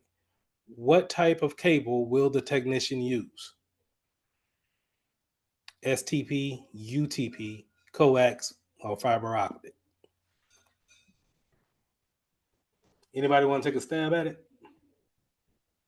Lynn, why did you say A? Well, I just read that I just read it somewhere. I think it was on one of the PowerPoints that you sent out. But yeah, I just read that and I selected that answer. I don't know like all of the in-depth reason why, but just reading the what I read, it basically told me that that possibly could be the answer. Okay. And I'll take that. That is the right answer. Shielded twisted pair. So we're talking about, let's go back and let's break down the question, right? So you remember last time we had class, we talked about a monitor being near a fluorescent light, right? That radiation or that disturbance that's coming over the airwaves for that particular monitor, I think was the last question we had. Well, this is going to sit directly under that light. So what are we really asking in this question? What type of cable will the technician use? Basically saying, okay, if this is the issue, if this is this if this is important to know, then I need something that's going to combat that. And while none of these really combat it in any type of way, The one thing that does has protection is the shielded twisted pair. That shield is going to have a metal shield wrapped around the cables in an Ethernet cable and be able to cut down on the interference that may be there. And we already determined that this fluorescent light is going to give us some type of interference, right? So again, the untwisted pair is going to be receiving some type of interference. Coaxial, the same thing. When you really think about a coaxial cable, and all that copper in there is really going to be giving some feedback. And then the fiber optics is probably going to have the same thing because of the glass that's within the fiber optic line. But we can also say that the fiber optic is probably not going to be where this person is going to set this computer up at, right? Directly on the shelf. So, any questions?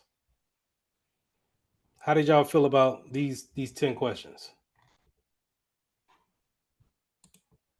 How do we feel about networking? Like, not saying that y'all need to master it or not like that, but I would definitely, there's some things we need to work on. I believe. But how do you guys feel like you done? I'll say my thing is I gotta stop second guessing myself because there's two that I literally sat there and had the right answer, but I put a whole different answer and I have no clue. Yeah, the second guessing thing is that's what I hate about these type of exams. Um, it's a relief once you get past it, right? But naturally in our field, we're so trained to always think, okay, what if, what if, what if, what if, and the exam is just want you to, hey man, what's the out of out of these four options, what is the best option? And I would say you probably need to take that approach with every one of these. Whenever it comes to second guessing, take the best option of what it's trying to actually solve in this issue.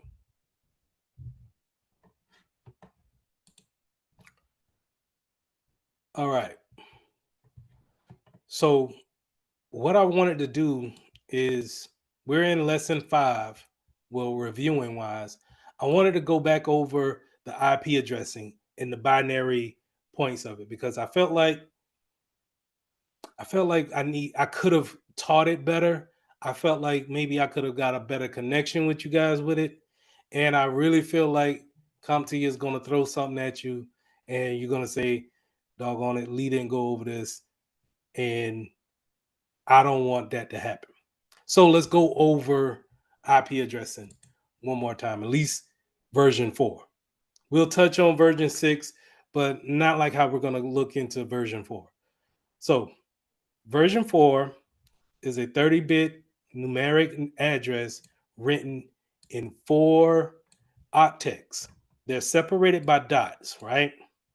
And it's typically looking like this: 66.94.234.13. Now, here's the thing about that. Each octet can go from 0 to 256, right? But what we typically see is that it goes from 0 to 255, but we can put 256 in here.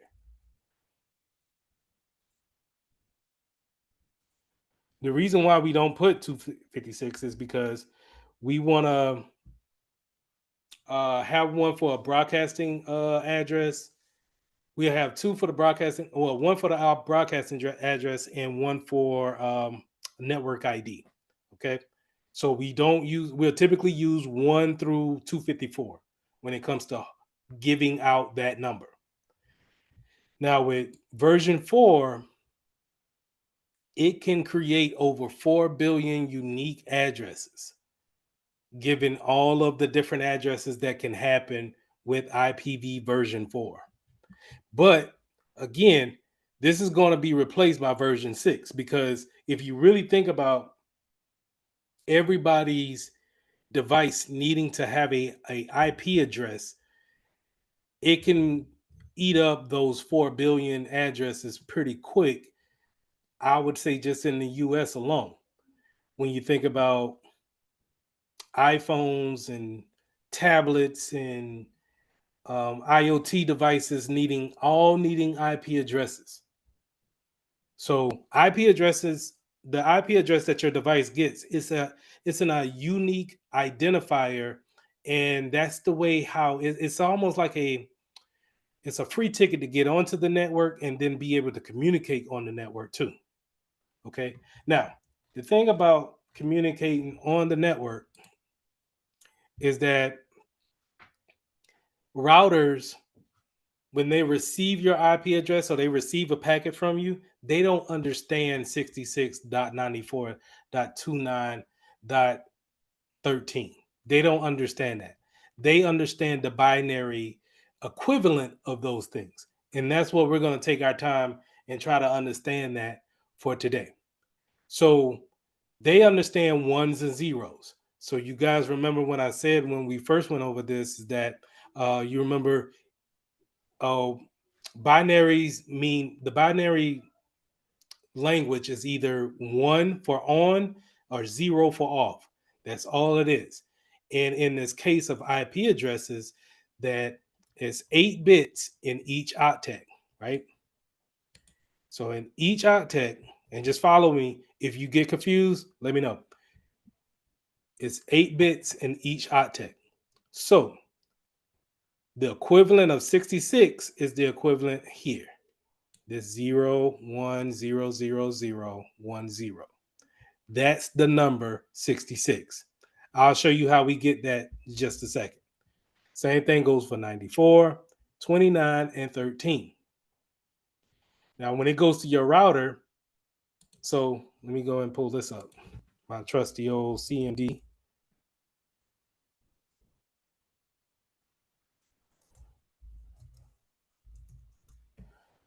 When we pull up my IP address is that 192.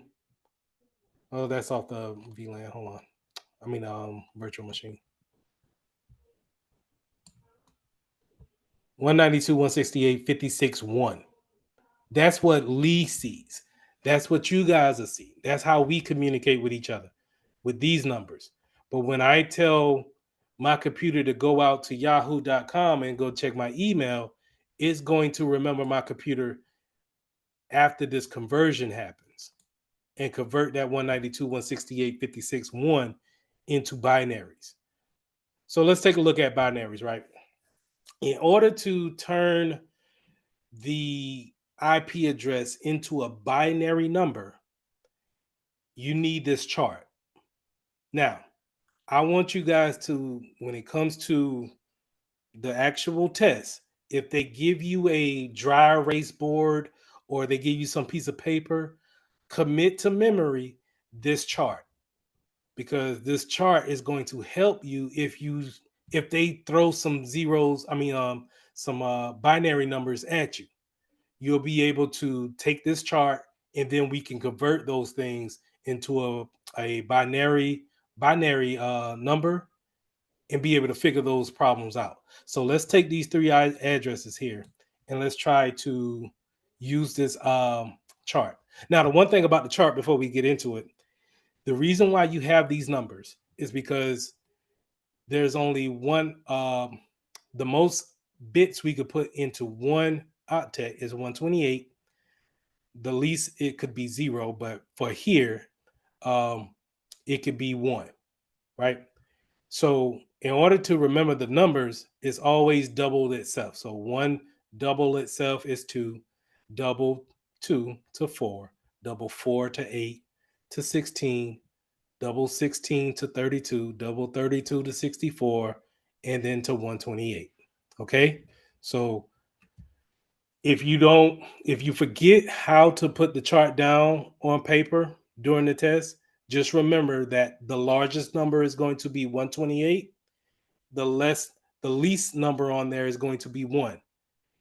And you're going to double from 1 all the way up to 128. So again, 1 double itself is 2, 4, double itself at 4, 8, 16, 32, 64. 128. Thumbs up in the chat if we good. If we're not, I'll go back over it.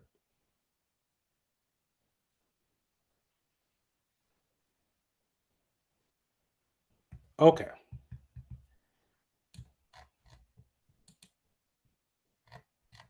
All right, now let's take these 3 IP addresses and then let's try to convert them into binary numbers. So I'm going to, this is the old joint. So let's get that out of here. I need my trusty old whiteboard.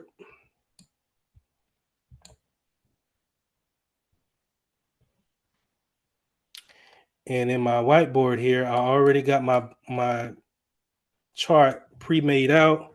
Give me a second. So I need to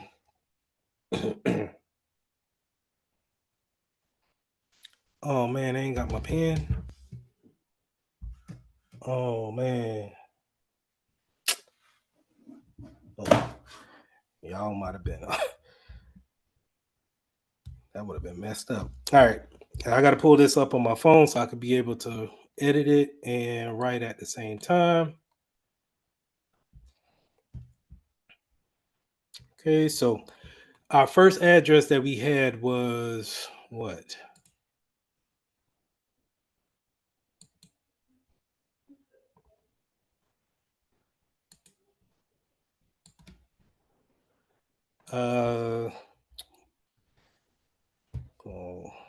Draw.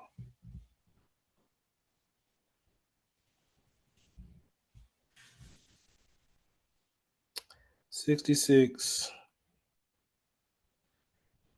94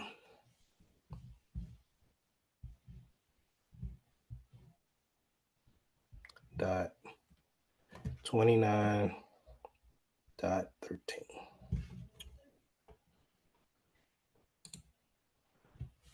All right. I wish I could put that a little bit lower.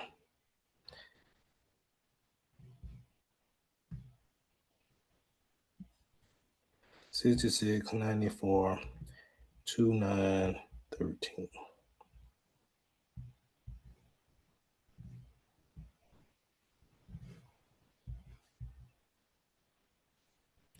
All right. In order to get the 66, what we're going to do is we're going to add the numbers up in our chart in order to add up to 66. So remember, it's a 1 or 0 in order to turn that bit on or off. So I'm going to, in order to get 66, our first octet right here, our first octet, we're going to put a 1 right here to show that that bit is on. And then what we need another number in order to make it 66. So that other number would be 2. So I'm going to put that bit right there. I'm going to put a 0 right here for all the other bits because they're off. And so for 66, I get the binary conversion being 1 0 1 0 0 0 1 0 dot. That's my first octet. Thumbs up in the chat if we following. We tracking. Cool. So 94.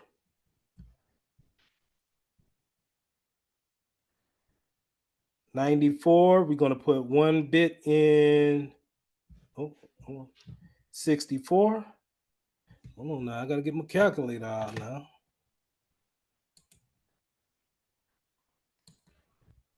Put my calculator over here.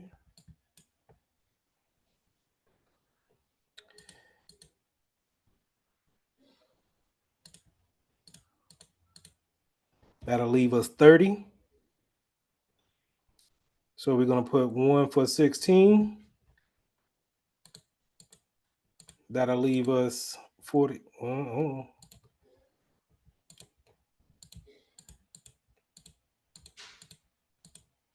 That'll leave us 14.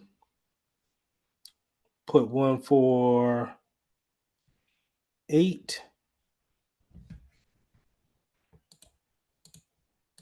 That'll leave us 6. So we put 1 for 4 and then 2. Then we can put zeros for the rest of these. And that's how you get 94, which would be binary equivalent to 101011110 octet or decimal. Okay.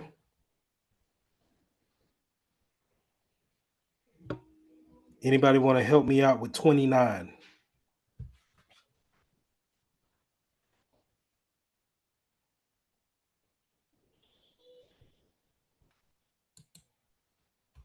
I guess put a bit at 16. 16. Let me get my calculator. I don't blame you. So we started off with 29. We take away 16. Then we got. So we got 13 left. I guess we'll put a bit at 8. Mm-hmm. Then it gives us 5. So we'll put a bit at 4. And then 1 at 1. All right. Zeros for the rest.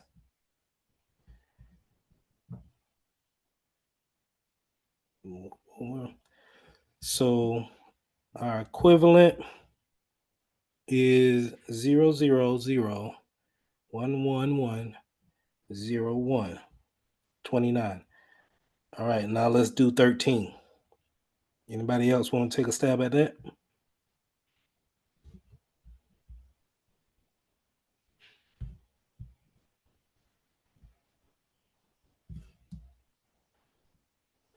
Put a bit at 8,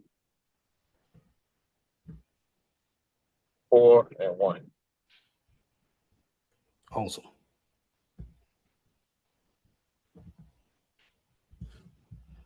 All right, so I'll squish this down. Y'all forgive me, I'm working on my phone. So if you're just looking at the top of my head, I'm sorry.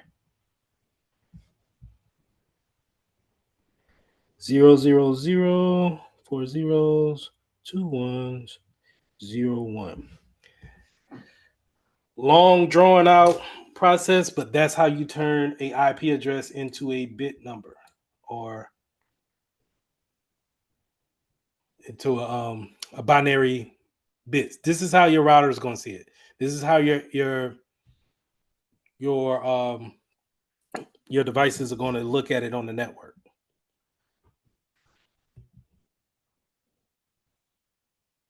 All right. So does everybody understand that process? Thumbs up.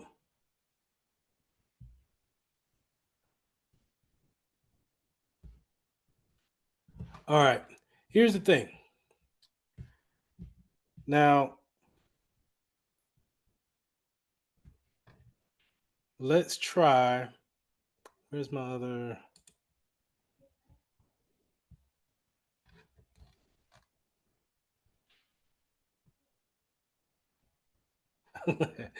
And if you have to do this for the exam, at least you'll have time. And the big part of be getting this chart down. So let's take 168, 192, 168.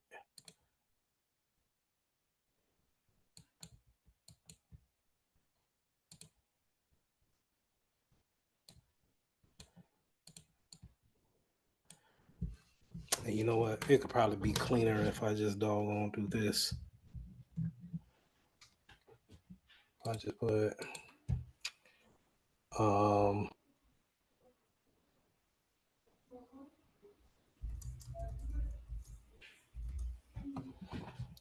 just be cleaner if I do that. All right, so 192 we're gonna do, and I'm gonna pull my calculator right beside it, so y'all can see how I'm doing the math. 192, we're gonna put one at 128. We started off with 192. Let's minus 128. That'll leave us with 64. Dupe. Hold on.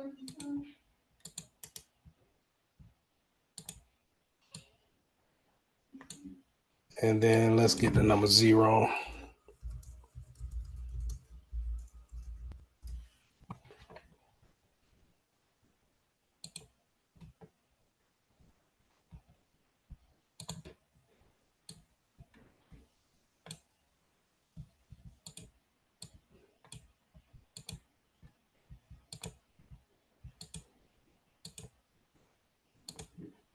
It's a lot cleaner. And that's how we'll do 192. 168, let's do that.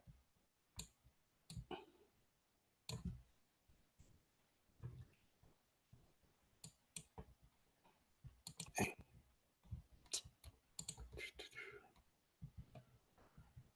168, we taking one course here, 128.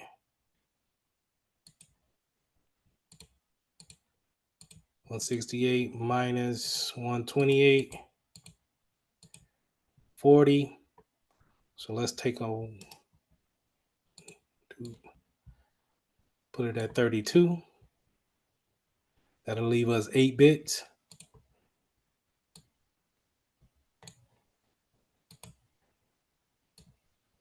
Zero for the rest.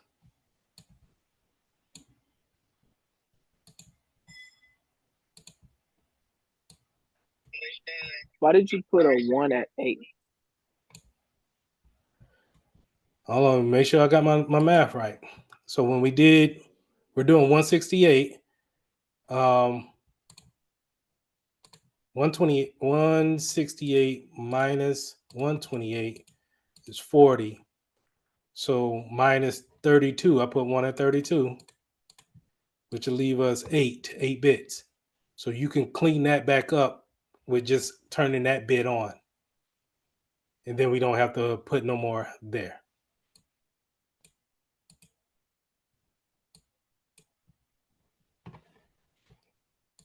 Got you?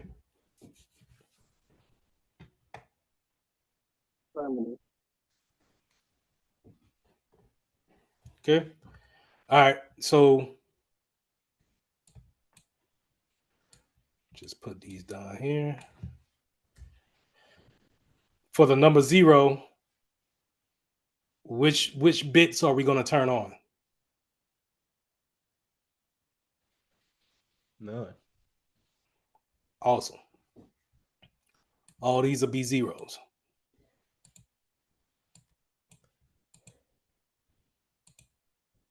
This is important, and we'll go over that in just a minute.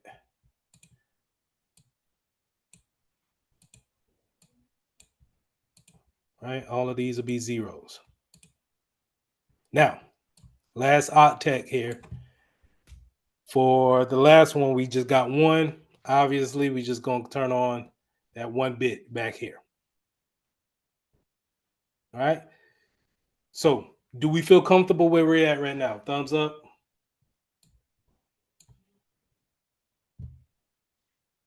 And just to let you know, this is going into the networking. This is what they do as far as subnetting and coming up with different IP addresses for different departments and stuff like that.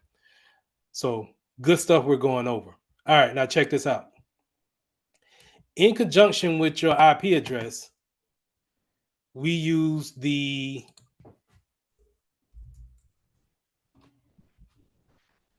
subnet mask in order to tell the router where we're located at based off of our network ID. All right, so let's go into that a little bit more. IP config /all, and let's go and find my IP address, which will be here. So you see my IPv version 4 IP address 168.56.1, right? We know how to turn that into a binary. Cool. So in conjunction, like I said, it works with the subnet mask. And the subnet mask, it will tell you what network ID you have and then what host number you have. So hold on, let me go back to my slide here to make sure I'm still, yeah. So the next slide we're talking about, we want to talk about these subnet masks, right? And we want to talk about the network ID and the host ID. Very important to understand, because everybody can't just be on one network. We typically want to have people on different networks logically. So and physically sometimes, you want to, it's according on how the building is set up. But logically, we want to make sure that if we could put different people on different networks, we can. You remember when I was in cybersecurity and saying, Security Plus saying, um, if the legal department is there, finance department is there, HR is there, we want to put them on different subnets, right? This is how we want to do that, using that, going about it with that subnet mask. Now, your typical subnet for a smaller use is going to be 255, 255, 255.0. So that'll be, give me a second. Find my bearings.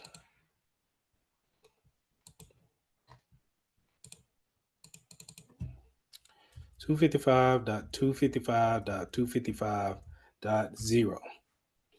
Now notice I'm not putting 256, 256, 256.0. It's 255. That 255 is going to allow for every one of these bits to be turned on, right? Because if we add up to, go ahead and show you.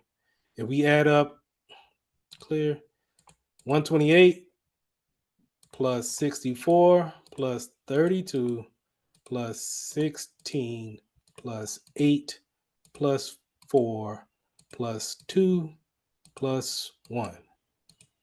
255. That means all my bits are on, right?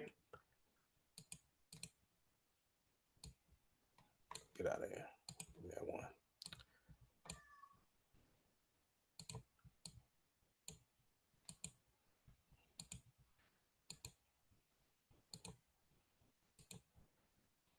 Thank y'all for bearing with me. And then one more. This is how 255 is going to look. Okay. So typically when it comes to your network ID, it's going to be whatever bits that are totally turned on. So going back to our slides here, you can see our network ID for this one would be the first 3 octets. We all agree, right? Each one of these octets are fully turned on. Thumbs up if we understand that. I Okay. understand it. All right. This network ID is only the first 2 octets, right? And so, well, I just want to stay there. These first 2 octets are 255 all turned on. This is our network ID. And then for this one, first octet all turned on. The rest of it can be now. Okay, when you have these 255s all turned on like that, where your 0 starts at, this is what we can divvy out. This is what we could pass out to different devices. This is where your DHCP will come into play. Your static can come into play and give those IP addresses out. So whenever they come and you got a new device on your network, it can say, okay, I have so many IP addresses in this network, I can give you one of them. Now, quick question. If all of these bits are turned on and this is my host, how many IP addresses can I give out on this 0 right here, on this first subnet?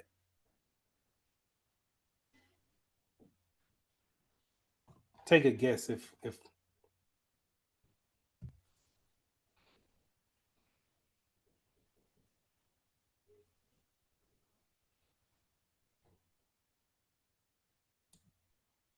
Okay. If all of these bits are turned on, right? And we understand that. And that's the network ID. Then the host ID, in order to turn all of those bits on, I can give out up to 254.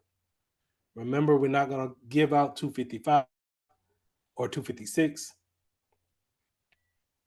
but we can give up to 254 on the devices. Same thing here. We can give out 255, then 254 here. So that's 200 different addresses I can give out with this subnet mask. So let me go back to my, where's my doggone CMD?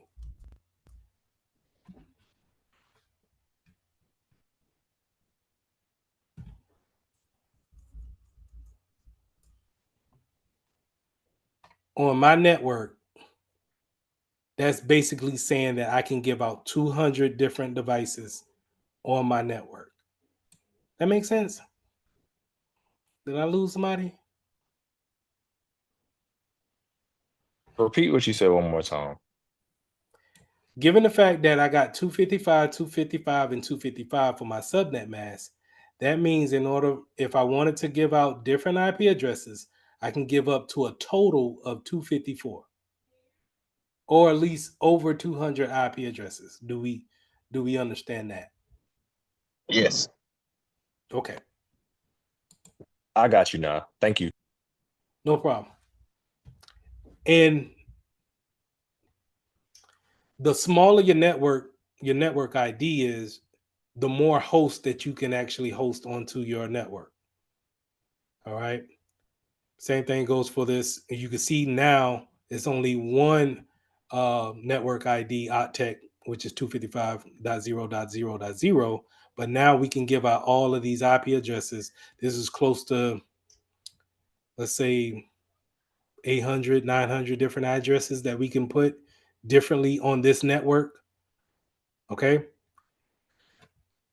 So to do that, or when it comes to setting those subnets up like that, you have different classes that we use in the commercial um, networking field. When I say 255.0.0.0, this is going to be a class A private address. Okay. Normally, you're not going to have that many IP addresses in your own network, in your home network. More likely, you will be on a class C network. Okay. Your businesses, people that need a lot of devices hooked up to their network, are probably going to have these subnets in order to have a lot of IP addresses to give out. Okay.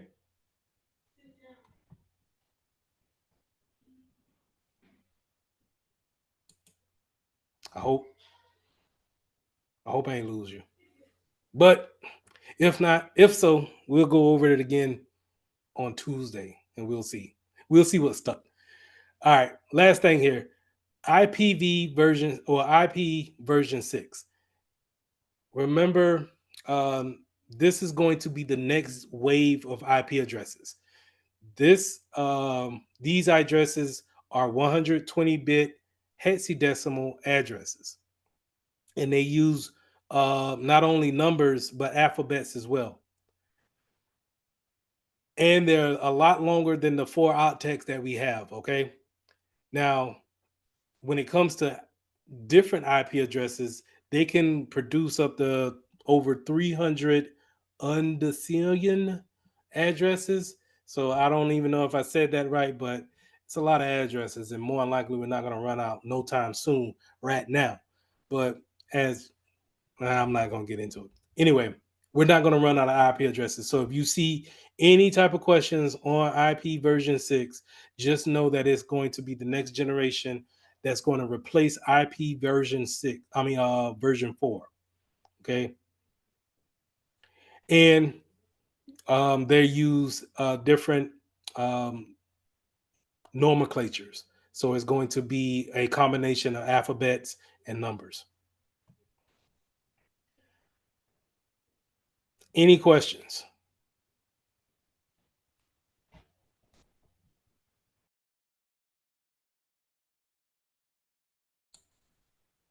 Today we're going to get a little boring, a little bit. It's according if you like networking or not.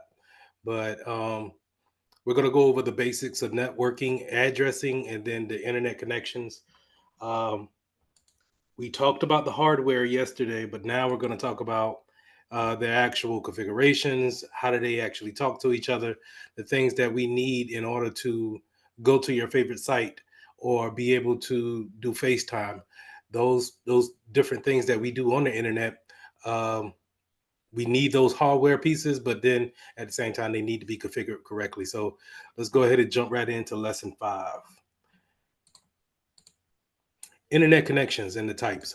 So, I keep saying about you having a internet service provider, and then they give you a modem or a router, and then that turns all your devices into devices that can get IP addresses and be able to talk to the internet. To break that down just a little bit further, if you see on this slide, you see how it's a public domain, which is kind of like in a light blue, and then in the just kind of a off blue greenish color, it's a private network. And what that means is that anything on this side from your internet provider into your modem is um, public IP addressing wise. And so that is, I understand, that is the way that your IPs will show up from the outside of your network. When you cross over into your internal network inside your household, or let's say within the school district or property, it will become a private network, and uh, that IP addressing is a lot different. So normally you only have one this kind of nomenclature right here where it's 192.168.0 dot something in a private network, and but you may have a 10 dot network too. And what that means is that if it's a 10 dot network, you're getting into different classes of addresses, and a class A will have like a ton of IP addresses that you can give out. So let me back up a little bit. A router is going to sit here right after a modem in your network. And your modem is going to take the information from the service provider and turn it into a usable network that the router can now route addresses to and from. And so it's going to sit behind that modem. And after that modem takes that signal and it transfers it into something that you can read inside your home and turns it into that private network, then that router can take over and give out IP addresses.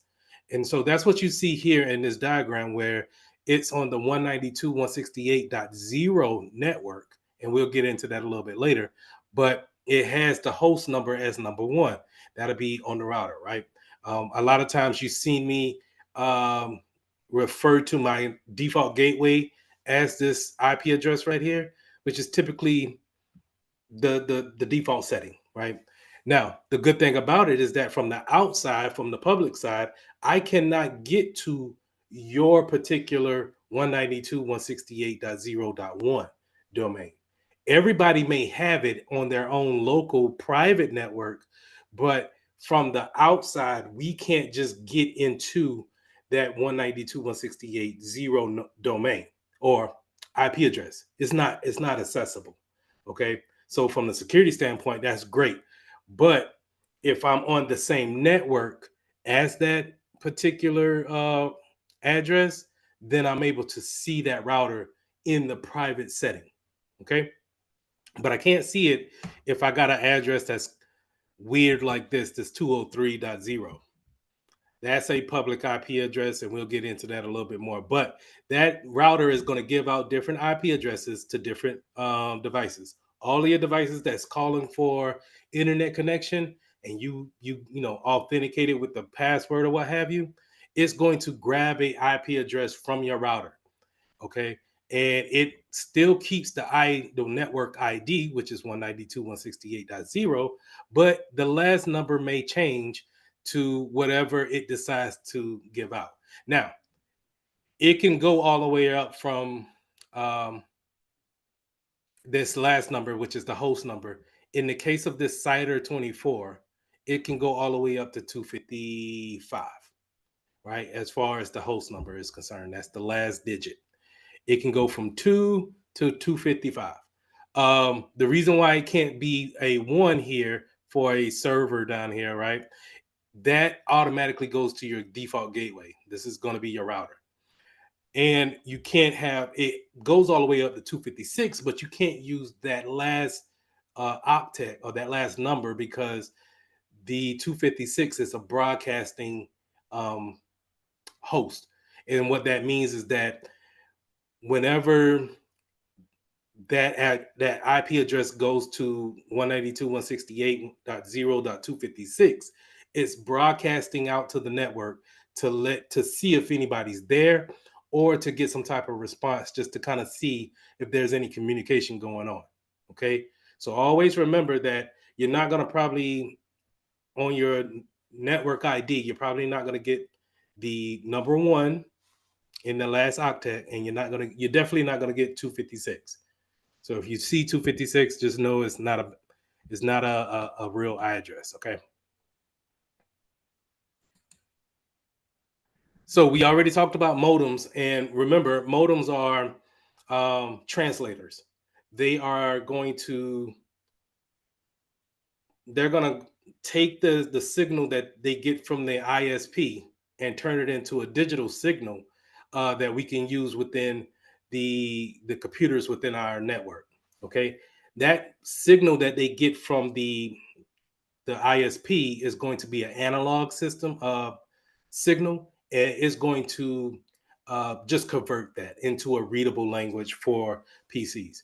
And so you may have a asymmetrical DSL that it looks similar to what you see here in the slide, and it's also really just all DSLs kind of look this way. And when I start to go into the routers, they look the same way. It's just really just a box that has different circuitry inside. But the capabilities of it is the asymmetrical DSL is to the characteristic is to have a faster download than an upload. So when you're thinking about a download, that's meaning if I want to download a file or let's say a movie from the internet, I'm going to be able to do that in a faster way on an asymmetrical DSL versus if I wanted to upload a movie to the cloud. That's going to take a lot slower than it would be to download something. Okay. Now, typically your DSL modems will have a RJ45 cable insert on it. That RJ45 cable is what we talked about last night about crimping and actually making those Cat5 cables or Cat6 cables and putting those ends on it. That's it has a spot for that for the Ethernet, and then it has a RJ11 slot for a phone insertion. So it could be, in certain cases, you can have a modem that can have several things that it can do, and not just only give you a Wi-Fi signal or a Ethernet signal. It can give you TV and voice capabilities as well. So if your cable company is your internet provider, they can give you a modem that also is connected to a coaxial cable in order to give you a cable package, right? You can have 200 different channels that you can actually go through, and at the same time have a internet connection. On the other hand, you can also have voice put into that package as well. Now, on the voice when it comes to actually having a landline, but as we all know, in the 2024, we really don't need any kind of landlines.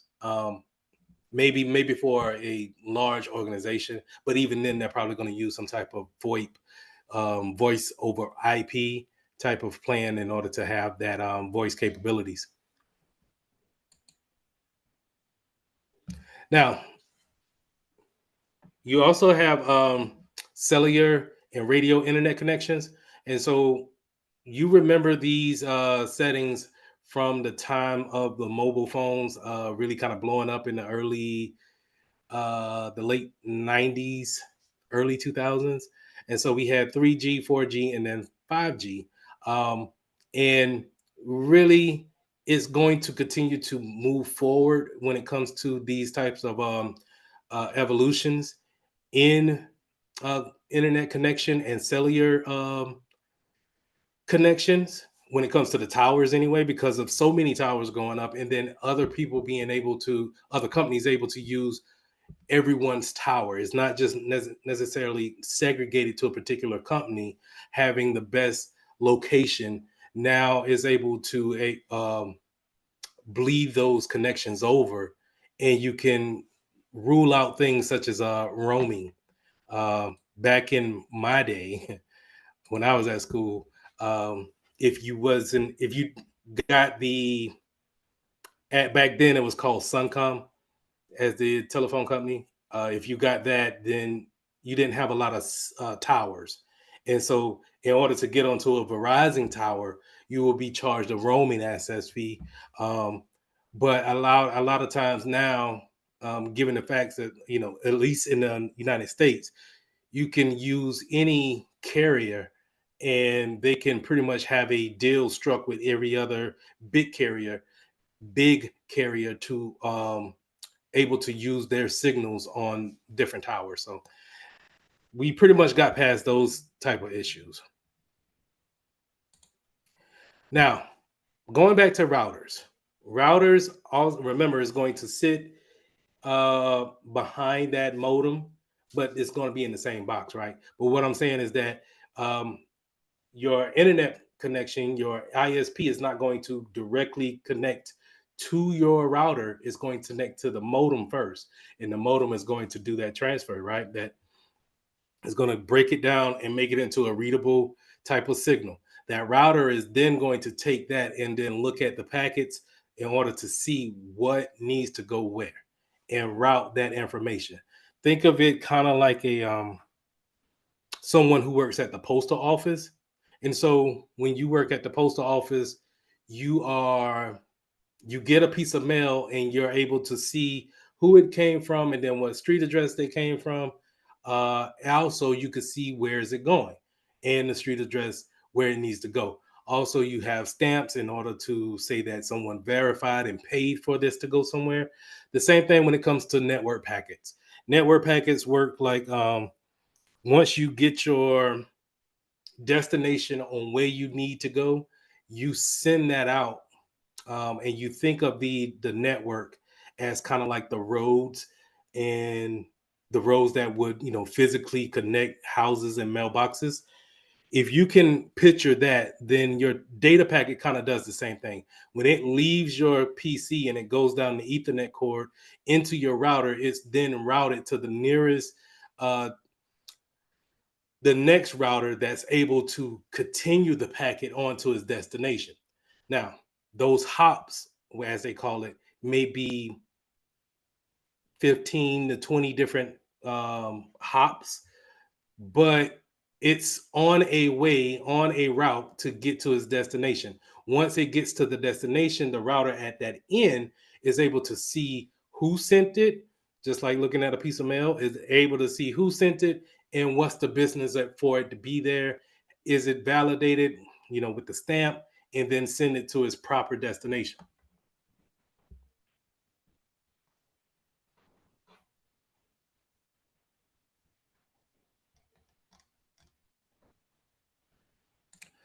So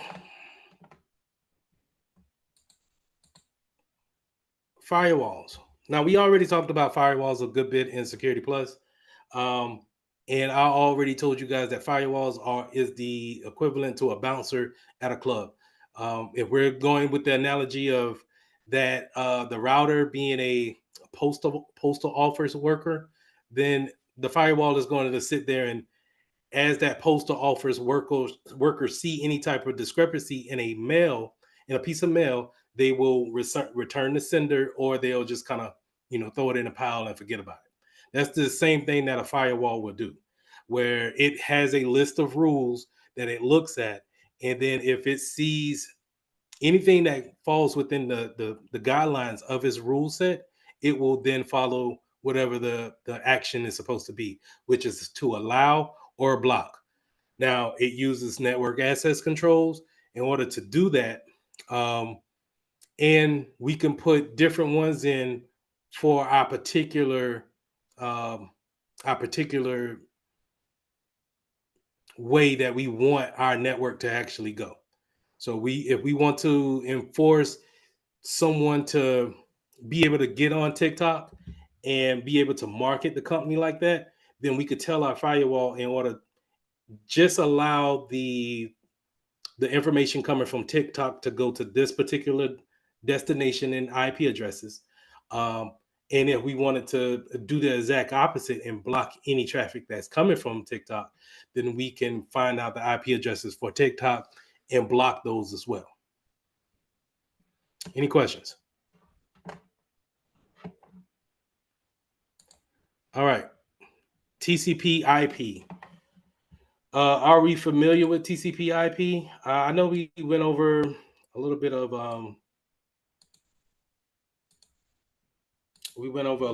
the OSI model, but thumbs up if we have heard of TCP before. We kind of understand why we have it. Okay, cool. So TCP is, whenever you see this, I want you to really kind of think about acknowledgement. It's a way that once you send that network packet out, its main goal is to get an acknowledgement that that receiving destination has gotten it and has sent us an acknowledgement back saying that they did receive the package. Certain real life situation will be kind of like a certified mail, right? They're not going to deliver the package until you actually sign for it, and you have to sign for it. So that's kind of like TCP, where UDP, the opposite of that, is it doesn't care if you sign for it or not, or it doesn't care if you got it or not. It's going to deliver it. It might not deliver it, but we'll get into that. So and we're going to go from the bottom to the top here. At the bottom, we're talking about either Ethernet or Wi-Fi. So either a physical connection, or it can be a Wi-Fi connection, something wireless, right? And what it's going to do is going to check to see if it's a point-to-point connection. And so it's going to look at that to see exactly how is it going to deliver that particular packet. Also, this is where the ARP comes in. Now, the ARP is that 256 that I was kind of talking about a couple of slides before, where ARP in networking is that's when a packet or a device is kind of shouting out to the network, "Hey, is anybody there? Is anybody listening?" And the running joke is kind of like it's like a bark from the from the packet. So ARP, is anybody there? That sounded corny, but it is what it is. So that goes into the IP section of it, the IP addressing. And that's typically how we're going to communicate on the internet. Now, this is where we go into the TCP and the UDP part of it. Is it going to be acknowledged when that packet gets there, or is it doesn't care if it doesn't get acknowledged? To give you an example of those type of things is that every time you send a file or an email, you will send it over TCP. You send it, and then something comes back to my computer and says, "Hey, that package that you sent has been received." They have a knowledge that it came in. Where UDP doesn't care if you get the packet or not. It tries to send it. If it's too much, UDP will tend to drop the packet at that. And if you received it, you did. If not, then oh well. You typically see this in FaceTiming and video phone conferences, right? So if I start to talk and then all of a sudden my picture freezes and I go into the robot mode and I'm pixelated, that's a example of UDP taking place. It's dropping packets and it's only showing you what it can. And if you see me pixelated, then that's what you got, because that's UDP. It doesn't care. If it was TCP, then it will kind of blank the whole picture out until it actually gives everything to you, and you'll see me and you'll hear me at the same time if it was TCP. The thing about UDP is that it's perfect for video conferencing and things of that nature, because it's hard to keep up with TCP when TCP wants an acknowledgement all the time. UDP works more well with real time communications. And so while we as humans, we accept it, but it doesn't make it great. But we'll see that freezing and the robotic stuff going on in our video, and you just kind of just wait till it's done, and then it catches back up, and then now it's kind of smooth, right? And that's UDP working. It's no way really kind of to get by that. It's just put in because it's so quick to actually just give you the packets. And if it drops some packets, then oh well, it keeps it moving. Okay. Now, after it determines whether it's going to be TCP and UDP, it moves up to what type of application are we using anyway. Are we going to do DHCP? That's where we're giving out IP addresses. Could it be a web server? So HTTP or HTTPS. If I really need the connection, Telnet. Am I trying to remote into something? So different types of applications can use this concept of TCP IP, and it's really just all. This is really kind of handled at the layer 2 and 3 and 4 layer of the OSI model. And it happens seamlessly when we're looking at it. We don't really think about it, but this is what goes on all the time. Right now, as we're talking right now, is happening. All right, IPv4 addressing. So IP version 4 addressing. I tried to bring this up a couple of weeks ago, I think, where I was trying to explain how and why do we have the certain octets when it comes to IP addresses, and that it's a 30-bit 30-bit binary number that looks like this. Remember when I said that all of the bits are either going to be on or off? And if it's on, then it's a 1. If it's off, it's going to be a 0. Well, if it's 32 bits, then this is how this address will look in binary form. So 192.168.1.0 in binary form will look like this. When you divide it up into the 4 octets, this is how you get those octets separated out. And then when you translate those octets into actual decimal numbers, then you get it. You get these values. Okay.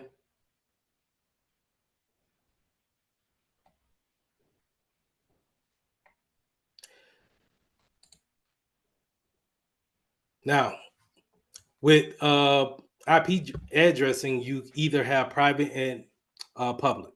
Now, we talked about this in one of the first slides here, where this is going to be your public side and your private side. Let's go back down to here. Public addresses are going to be usable in the outside, in the real world, as far as outside of your private network. Anything outside of your home will be able to use a public IP address. So to go ahead and to jump into that real quick, I'm going to pull this web browser up, and I'm gonna go ahead and pull up my trusty old CMD. And y'all know my favorite command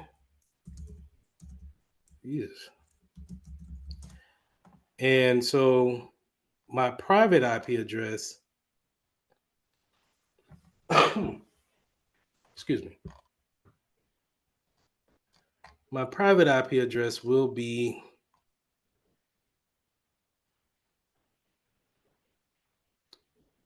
my LAN here, 192.168.86, I'm sorry, .38. So this is a private IP address. My default gateway is a private IP address, right? But if you were to go out to what's my IP, it should give me a public IP address, which is 208.104.49.126. Now, I don't think, I haven't tried. Let's try. You should not be able to get to my address, public IP address, because it will then ask you to convert over to a private IP address, which is NAC. But let's see what it does, right? Website can't be reached. One, I'm not a website, I'm a person. So just to kind of put that to bed, that you can't take someone's public IP address and go to it via a web browser. But you see, it gives me a version 6 number and a version 4 number. So your private IP addresses tend to be in this range, right? Either you're going to have a 10.0 network, or you're going to have a 172.16 network, or you're going to have a 192.168 network, okay?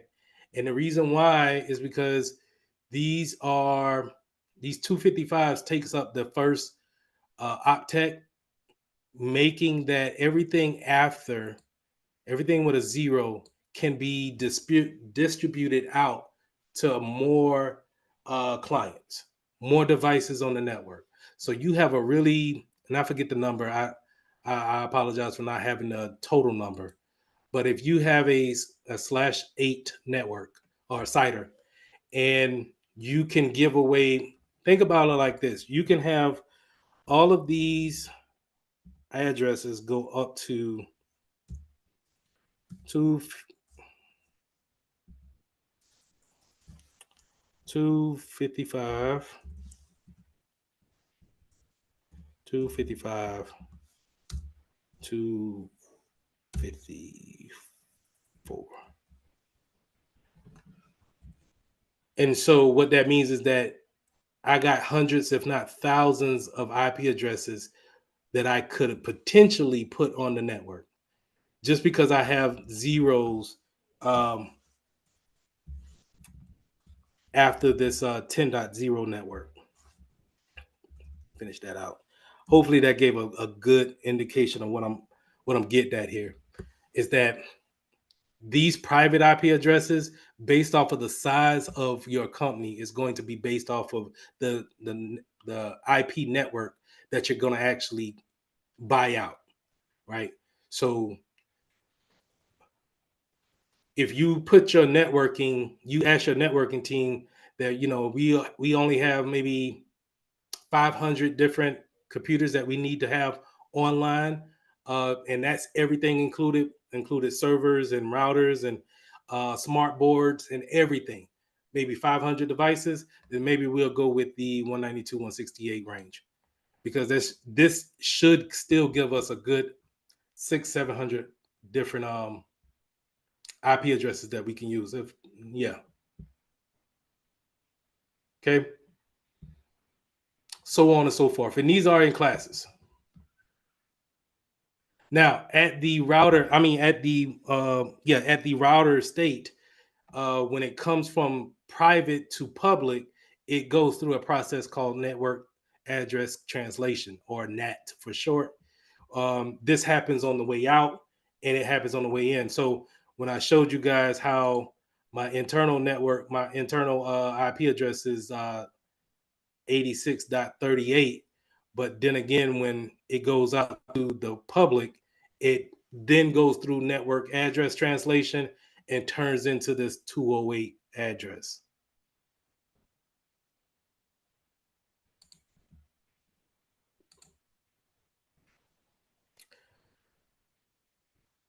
So this slide goes over the network ID and then the host number. So we were hinting at that, and when we were talking about these private IP addresses. So typically, whenever you see a 255, though the bits are on in that octet to where there's no more room to fit, it can't go up to like a 12.0, right?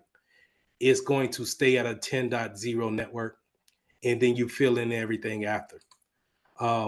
Typically, if once you see the first zero after 192.168 is going to be a 192.168 will be the network ID, and then everything after that will get a host ID after that. So when your router is doing DHCP, it's going to give out this 192.168 86 to everybody, but then 38, 39, 40, 41, so on and so forth would be distributed to different devices on the network as they call for it. Okay.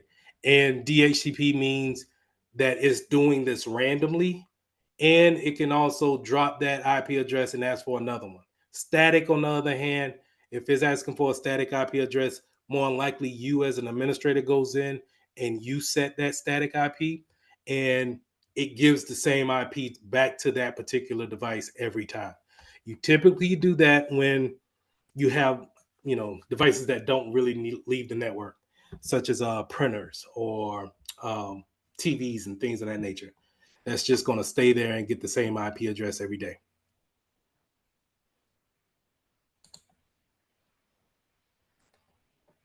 Default gateway. I always show you guys my default gateway, and I really wanted to show you the router, but I tested it out again today to see if I was going to drop, and I did. So I'm not going to be able to show you because until I figure that part out. But the default gateway is typically going to be shown on the network card that you're operating on, and this is going to be how you get to your router. So if you have a modem in your possession and you want to actually go to it to see the web browser there, you can pull up CMD, put in the I'm sorry, IP config space /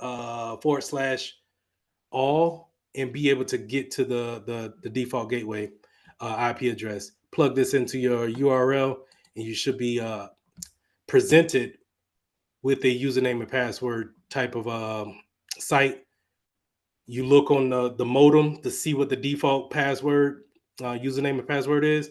Put that in. You should be able to log right in.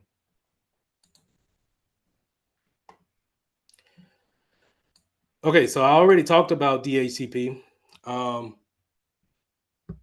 remember that static, on the other hand, is going to just give the same IP address over and over again. Now, the I don't really think it's a problem with static IP addressing. So it's to have a disadvantage for it. I don't really see one other than if if you're looking at it from a security standpoint, it could be a problem if someone is doing reconnaissance on you, and if they're able to get into your network and they know that a particular IP address always go to a particular device that's not being monitored like that, but is constantly has an IP address, then I can see that to be a problem. Other than that, you want it to be on DHCP, and it's giving when it gives that IP address out, it gives it out with a lease number on it. So after so many minutes, hours, days, even, it has to return that IP address back to the router. and the router can decide to give it back to that particular device if it wants to, but it doesn't have to. And so that's the great thing about DHCP when it comes to security wise. It's hard to just say, oh, yeah, this is the president's IP address. And the next day it may be something totally different. And so it constantly changes, and you don't have to really worry about something being someone getting that information and then using it later on, right? Now, you also have this piece right here called automatic private IP addressing, which is called a PIPA. And a PIPA is always going to show a 169.254 network. It doesn't really matter what the X and Y after that is. If you see this on the exam, it's always going to be 169. If any IP address shows with 169, it's not communicating um, to the network.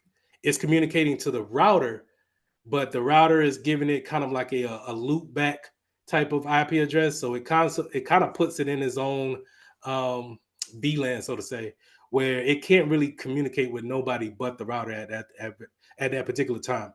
And so a lot of times you'll see this when it comes to I've seen it a lot with PCs that was not authorized to be on the network, as well as printers, and we need to get those things checked in order to, or put into a static IP address, or get it to where it can accept the DHCP address in order to have a routable address.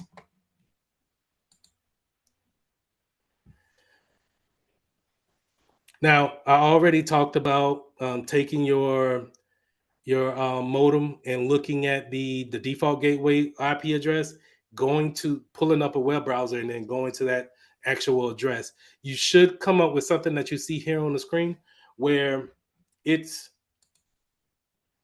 showing you the interface of what your modem will look like inside of it. And so you can set up different things such as your guest network, guest network, the password that goes to your Wi-Fi. You can set up um, a VPN if you're savvy enough. Um, you can set up a multiple things in this modem, but at the same time, be careful if you go in there.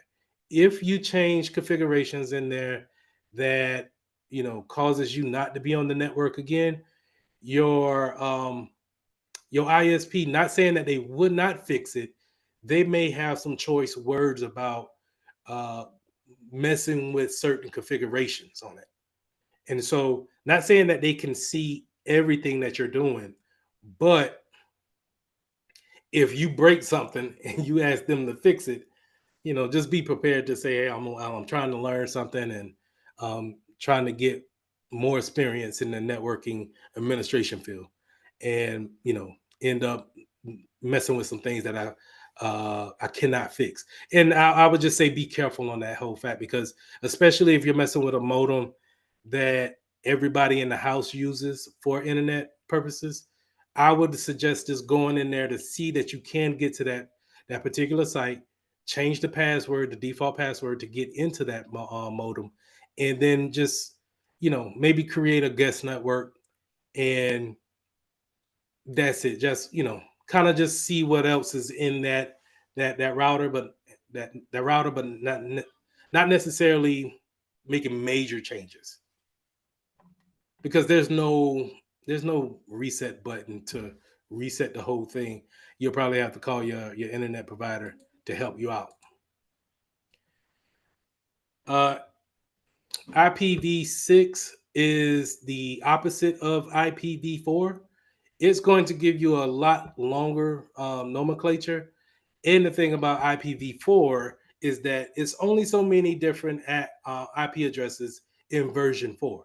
And so, therefore, the reason why we have public and private is that we can't just give everybody their own IP address.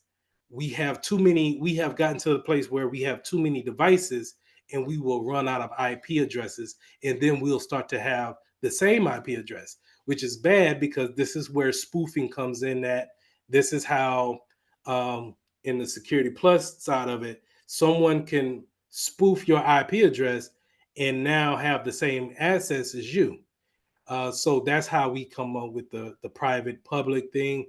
And IPv6 is a upcoming, not an upcoming, it's an established addressing piece. But the thing about it is that every piece of equipment that we have out now is more optimized for IPv version 4. And so to have IPv version 6, we don't really have the technology to use it at its full potential. Okay. Now, IPv6 looks like this. You probably have it dedicated to some network cards or whatever that's on your device. It looks like this, right? Now, the wonderful thing about that is that it's so random and it incorporates letters as well as numbers, and it's so many different combinations of it. We can give everything in the world an IPv6 address, and we won't have to worry about any type of replications. But again, before we actually just move over to that, we need to make sure that our legacy systems can actually communicate on IPv6.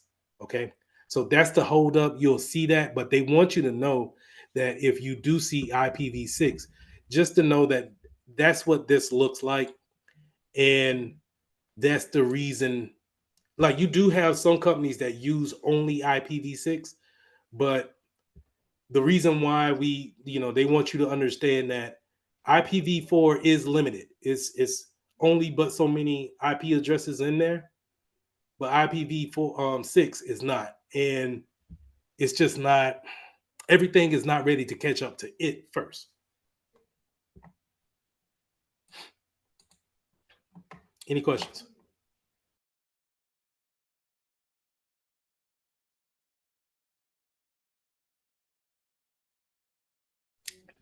Sorry, y'all. I'm dealing with a cold. All right. Protocols and ports.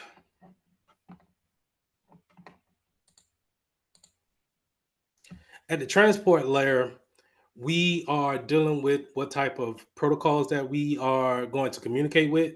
And in the Security Plus class, I hinted at knowing certain different protocols that we need in order to talk to different machines. So not only do we need to have an IP address to know where the computer is located at in the world, but we need to know when we're bringing this network packet over, what are we trying to do? Are we trying to give them a file, or are we trying to give them an email?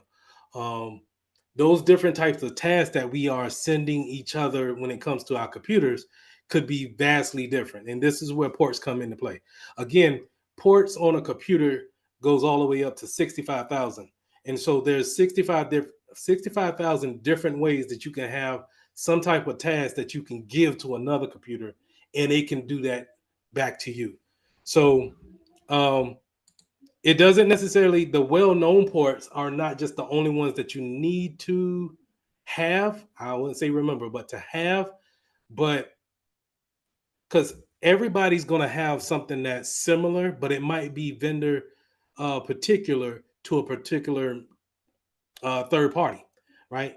So they probably need to do port number 11,024.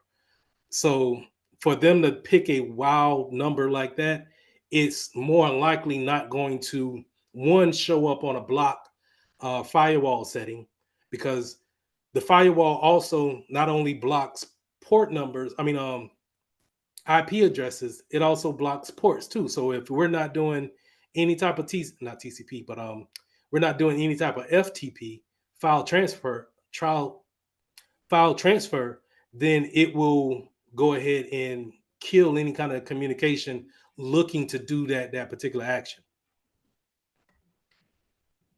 Now, this is kind of a TCP is something that we already talked about slides ago, but remember, when you see TCP, transmission control protocol, we're talking about establishment. A lot of times you will see the handshaking as far as the as a symbol for TCP. And that handshake means that I've gotten whatever you sent me. I have acknowledged that. And so an attack, just to go into Security Plus real quick, an attack could be just to kind of leave that acknowledgement flag off. And what that flag means is up in this piece right here, this screenshot, you will have different flags. You got like maybe 7 different flags, and you can turn the acknowledgement flag off or down, and now you send it as a TCP file, and so that recipient will get it and then say, okay, well, I got it. I'm gonna send you an acknowledgement. Send me an acknowledgement back saying that you got my acknowledgement, and you never hear back from them. And so what it does is kind of create a DDoS attack where your computer does nothing else but wait for the acknowledgement that's never going to come, right? So remember, computers are built to just take one task at a time. It does that task very fast, and it makes it seems like to you that it's doing things simultaneously, but it's really just doing one task at a time, just super fast. And so if I'm telling it to just, hey, wait for the acknowledgement that's never going to come, then it pretty much just freezes it. And until you tell it to drop that packet, it's not going to go anywhere else, because unlike UDP, TCP is going to wait for the acknowledgement. Okay, some well-known applications that use TCP is going to be your HTTPS and the SSH. So secure shell is when we're remoting into a server, and then HTTPS is when we're browsing on the internet and we make sure that we can have some type of a connection with that little lock, right, to a website that we know to be a trusted website. Again, UDP doesn't care about the delivery. It just wants to really kind of keep up with the time. It's going to get those packets to you as quick as possible. But, you know, if it drops, it just drops. DHCP is going to be one of those well-known protocols that use it. So if you don't make a connection with that router and get an IP address, then you can always request one, right? And sometimes you kind of see that where you type in the IP address. I mean, you type in the password for the Wi-Fi, and it kind of thinks about it for a second. Maybe just pops back up with, "Hey, pick another address or pick another network, and put the password back in." And then sometimes it works flawlessly, right? So that's UDP in action. Also, again, whenever you see the robot on a video screen, or you know, some type of video phone call, and it's hasn't dropped the call, but it's not really making a smooth connection, that's UDP. Not saying that the network is bad or the network bandwidth is tightened. I'm saying that it's using UDP to actually set the communication up in the first place. So it's more just trying to, hey, I got the connection and I'm just throwing you packets, man. If you catch it, you catch it. If not, oh well. All right. Now, the list that I gave you, I'll put it again in the classroom of the well-known ports, but I definitely want to make sure that you guys see this, and I will go on a limb and say dedicate yourself to know these ports, TCP and UDP ports, for the particular um, port names that you see here. So like SSH is TCP port 22, 23 for Telnet.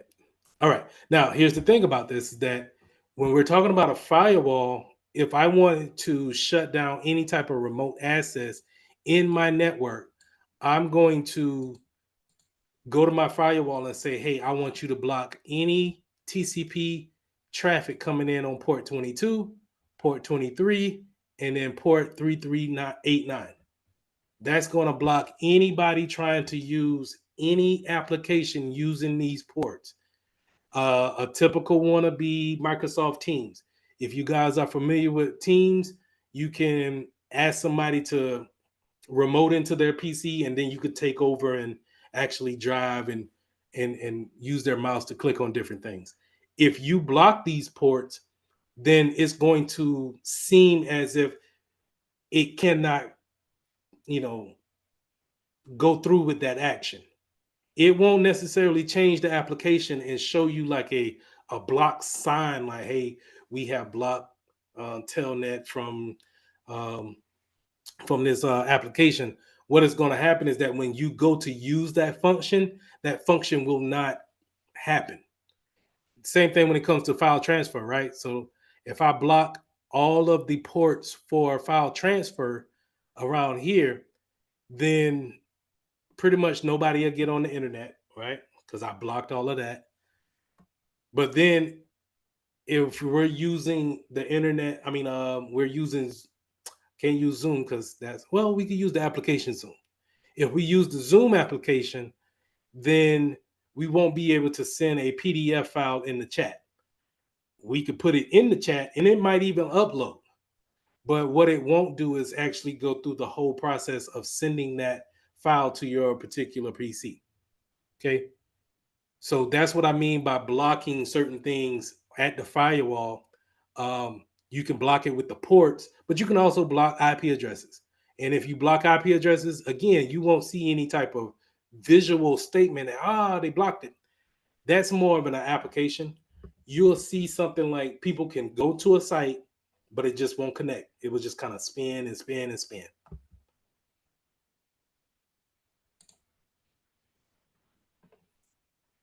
All right. Network configuration concepts. DHCP. So we talked about DHCP to where how that router is going to give out different IP addresses. Again, those addresses are on lease time. Here in this example, you see the lease time is 2 days. And so what that means is that while it may have the IP address of 192.168.1.254, after 2 days, it gives it back to the router. So it may be a second, right? For a second, this server is without an IP address, technically offline. But what that DHCP does is say, okay, here, you can have it back. And it renews the lease time. Okay. Or it may give it another IP address. Okay. So having leases on those IP addresses, again, is great for the security standpoint of it. DHCP reservations, you might as well just call it static, right? If we're just going to say, hey, whenever let's say if we're going to say a vendor comes here every Friday, and every Friday he brings his laptop, we can, in the IT group, we can go ahead and say, hey, all right, get his MAC address. We're going to put that MAC address into the router. Every Friday, he gets 192.168.0.15 every time. And then, once he checks in, he tries to authenticate with the router, the access point. It sees that in the route tree, the router is going to give him .0.15 every time. But just call it a static IP. DNS. So we talked about DNS, and DNS is going to be the way a computer is going to change a IP address into a physical language, a language, some type of thing that humans can read, versus we can also read the IP address, but we're not going to remember the IP addresses of our favorite websites. We're going to say, hey, take me to twitter.com or take me to linkedin.com. So those are typically known as fully qualified domain names. These are the names that you registered with your certificate authority in order to give you a certificate saying that you are communicating on the internet as a legitimate person. Whoever you say you are, you are. And so we won't have to worry about you being an imposter. We typically go off of certificates in that cases, but like I showed you guys before, you can have these spoof websites have the same certificates, and they're just scamming you at the site. So just be careful on that as well.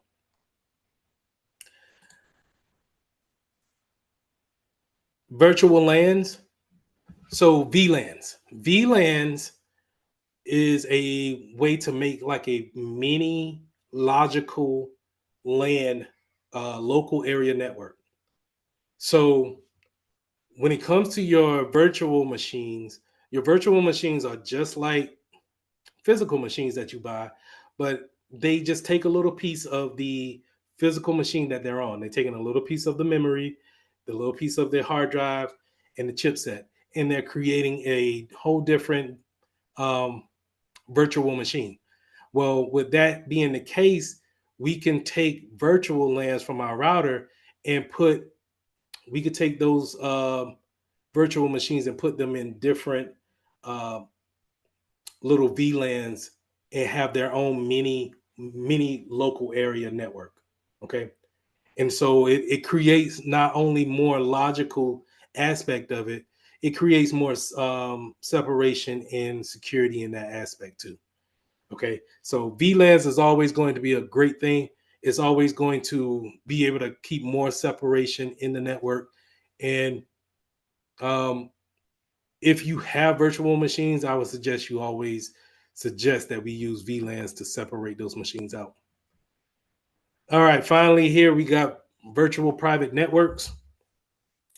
A VPN is going to create a tunnel around the outside network going into a private network. So from a home network, I'm able to get to my private network and don't have to worry about anybody sniffing the network outside of the private network to see what we're actually communicating back and forth. That VPN will create a tunnel that you see here from the client that you have on the endpoint going into the internal um, router. Now, that internal router will be able to communicate with that VPN and see, oh, okay, while you're coming from a public IP address, this VPN lets me know that you have access to the inside. And so I'm going to give you a private IP address and let you come on into the private network. And now you can work as if you're on campus, you're on premise, right? So I'm a remote worker, and that's what I constantly do. My laptop is automatically hooked up to a VPN. Soon as I turn it on, it's just like if I'm in the office. It's just I can reach all of the servers, I can reach all of the storage that's put on the network in a totally different state or country for that matter, but we're all connected via the VPNs, right? Um, I would suggest now for personal use, you do have some people selling VPNs like Norton, and they sell like personal VPNs. I always say that you don't really need a VPN unless you are doing something sensitive and you just don't want nobody to you just want to stay safe in that area. Um, so if you do like a lot of work in like a Starbucks or at a hotel or something like that, and you're doing work, then a VPN may be something that you wanted to invest in. Other than that, if you're not really doing anything that sensitive, meaning like it's all relative. If you're doing some banking work or you're paying bills or whatever, you're sharing sensitive information, just make sure you have the right website that you're talking to on your laptop. Same thing goes for your phone, right? Just make sure you have the right application open and that is secure. You don't have to necessarily put a whole VPN on your device and try to cover up anything more. All right, but other than that, for a business standpoint, yeah, you definitely, if you got people who travel a lot, VPNs is almost a must. All right, that's lesson 5. Any questions?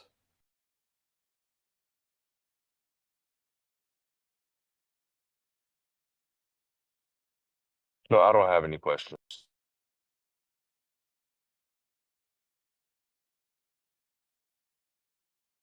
When it came to the multiple choice questions that we had, how do we feel about it?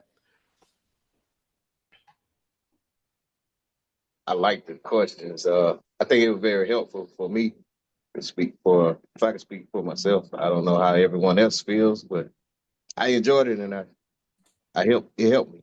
Also, the IP thing that was interesting and great learning too. Okay. Yeah, I feel like on Thursday we'll definitely have some more questions that we're gonna tackle um going into next week. Um, but I really wanted to focus in on how to look at those networking addresses, because I really do think that if I'm thinking right and just kind of thinking out of the box, since this is a CompTIA's first entry level certification, the next one that they normally want people to navigate to naturally is Network Plus. And so understanding IP addresses, subnetting, um, how ports work and how they communicate with each other from different computers, I think they're going to give you more questions based off of that to kind of push you into that next certification, right? That's just me thinking about it. And I honestly, I just don't want you to feel like it's a something out of left field when you see those questions on the exam. And when we go back to Security Plus, I think understanding everything that we've done here should give you a great baseline of what we're talking about and how to actually prepare to secure a lot of these devices.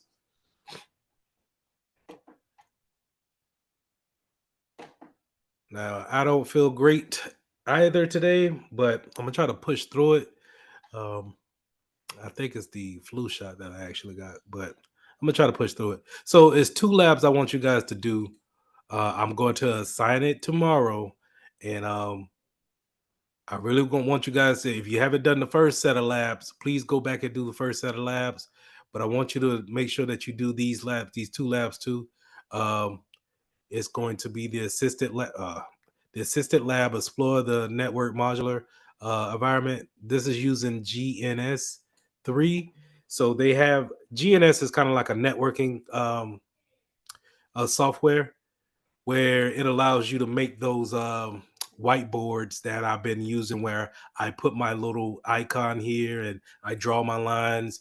It's more in depth, it's more hands-on as far as giving you commands, and we'll go through some of those today. But I'm gonna run through these labs just so you can see and not get caught up in certain areas. But I want you to go through it yourself so you can understand how to navigate certain things. So for those who are used to Windows environments, this GNS is on a Linux system. The Linux system is called Ubuntu, and so if you're used to Apple Linux, then you will be able to navigate this system a lot better. If you're not familiar, then this will be a great way for you to go ahead and get familiarity with where settings are and what to look for. Because when you get a job in this field and someone does have a Mac in the business, they're still going to want you to, troubleshoot them just as quickly as you would someone with a Windows computer. So it's always good to, be able to familiarize yourself with it. So let's go ahead and this is the first lab, and then the second lab I want you to look at is the compare the network hardware. I think, yeah, compare the network hardware. All right, let's jump into the GNS environment. I'm gonna shut this down.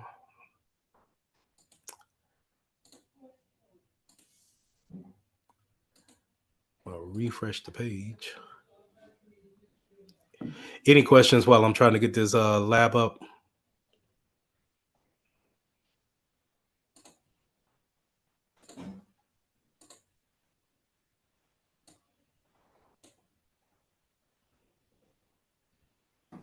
All right.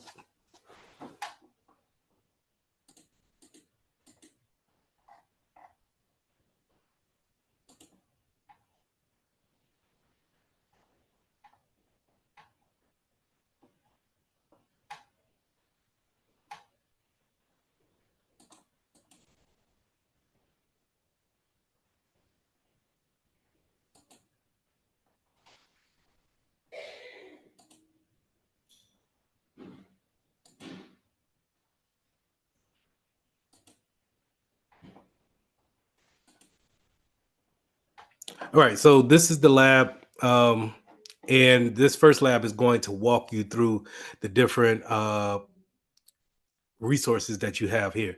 And so I'm going to go through each one of these, and I'm gonna just mark it off the way I want you guys to do it.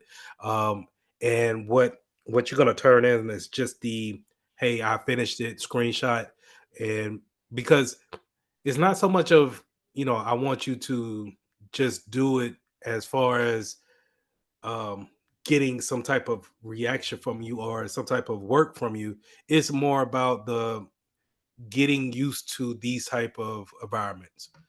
All right, so the first thing it wants us to do is to look at the resource tab, uh and understand about the instructions. So the resource tab would be here, and the instruction tab is here. So we can go ahead and the resource tab is going to be whatever virtual machine that we actually have open. So this will be a username and password for it if you decide to open it up in a different window. And you have these little T's here in a box. So whenever you have this T here, you could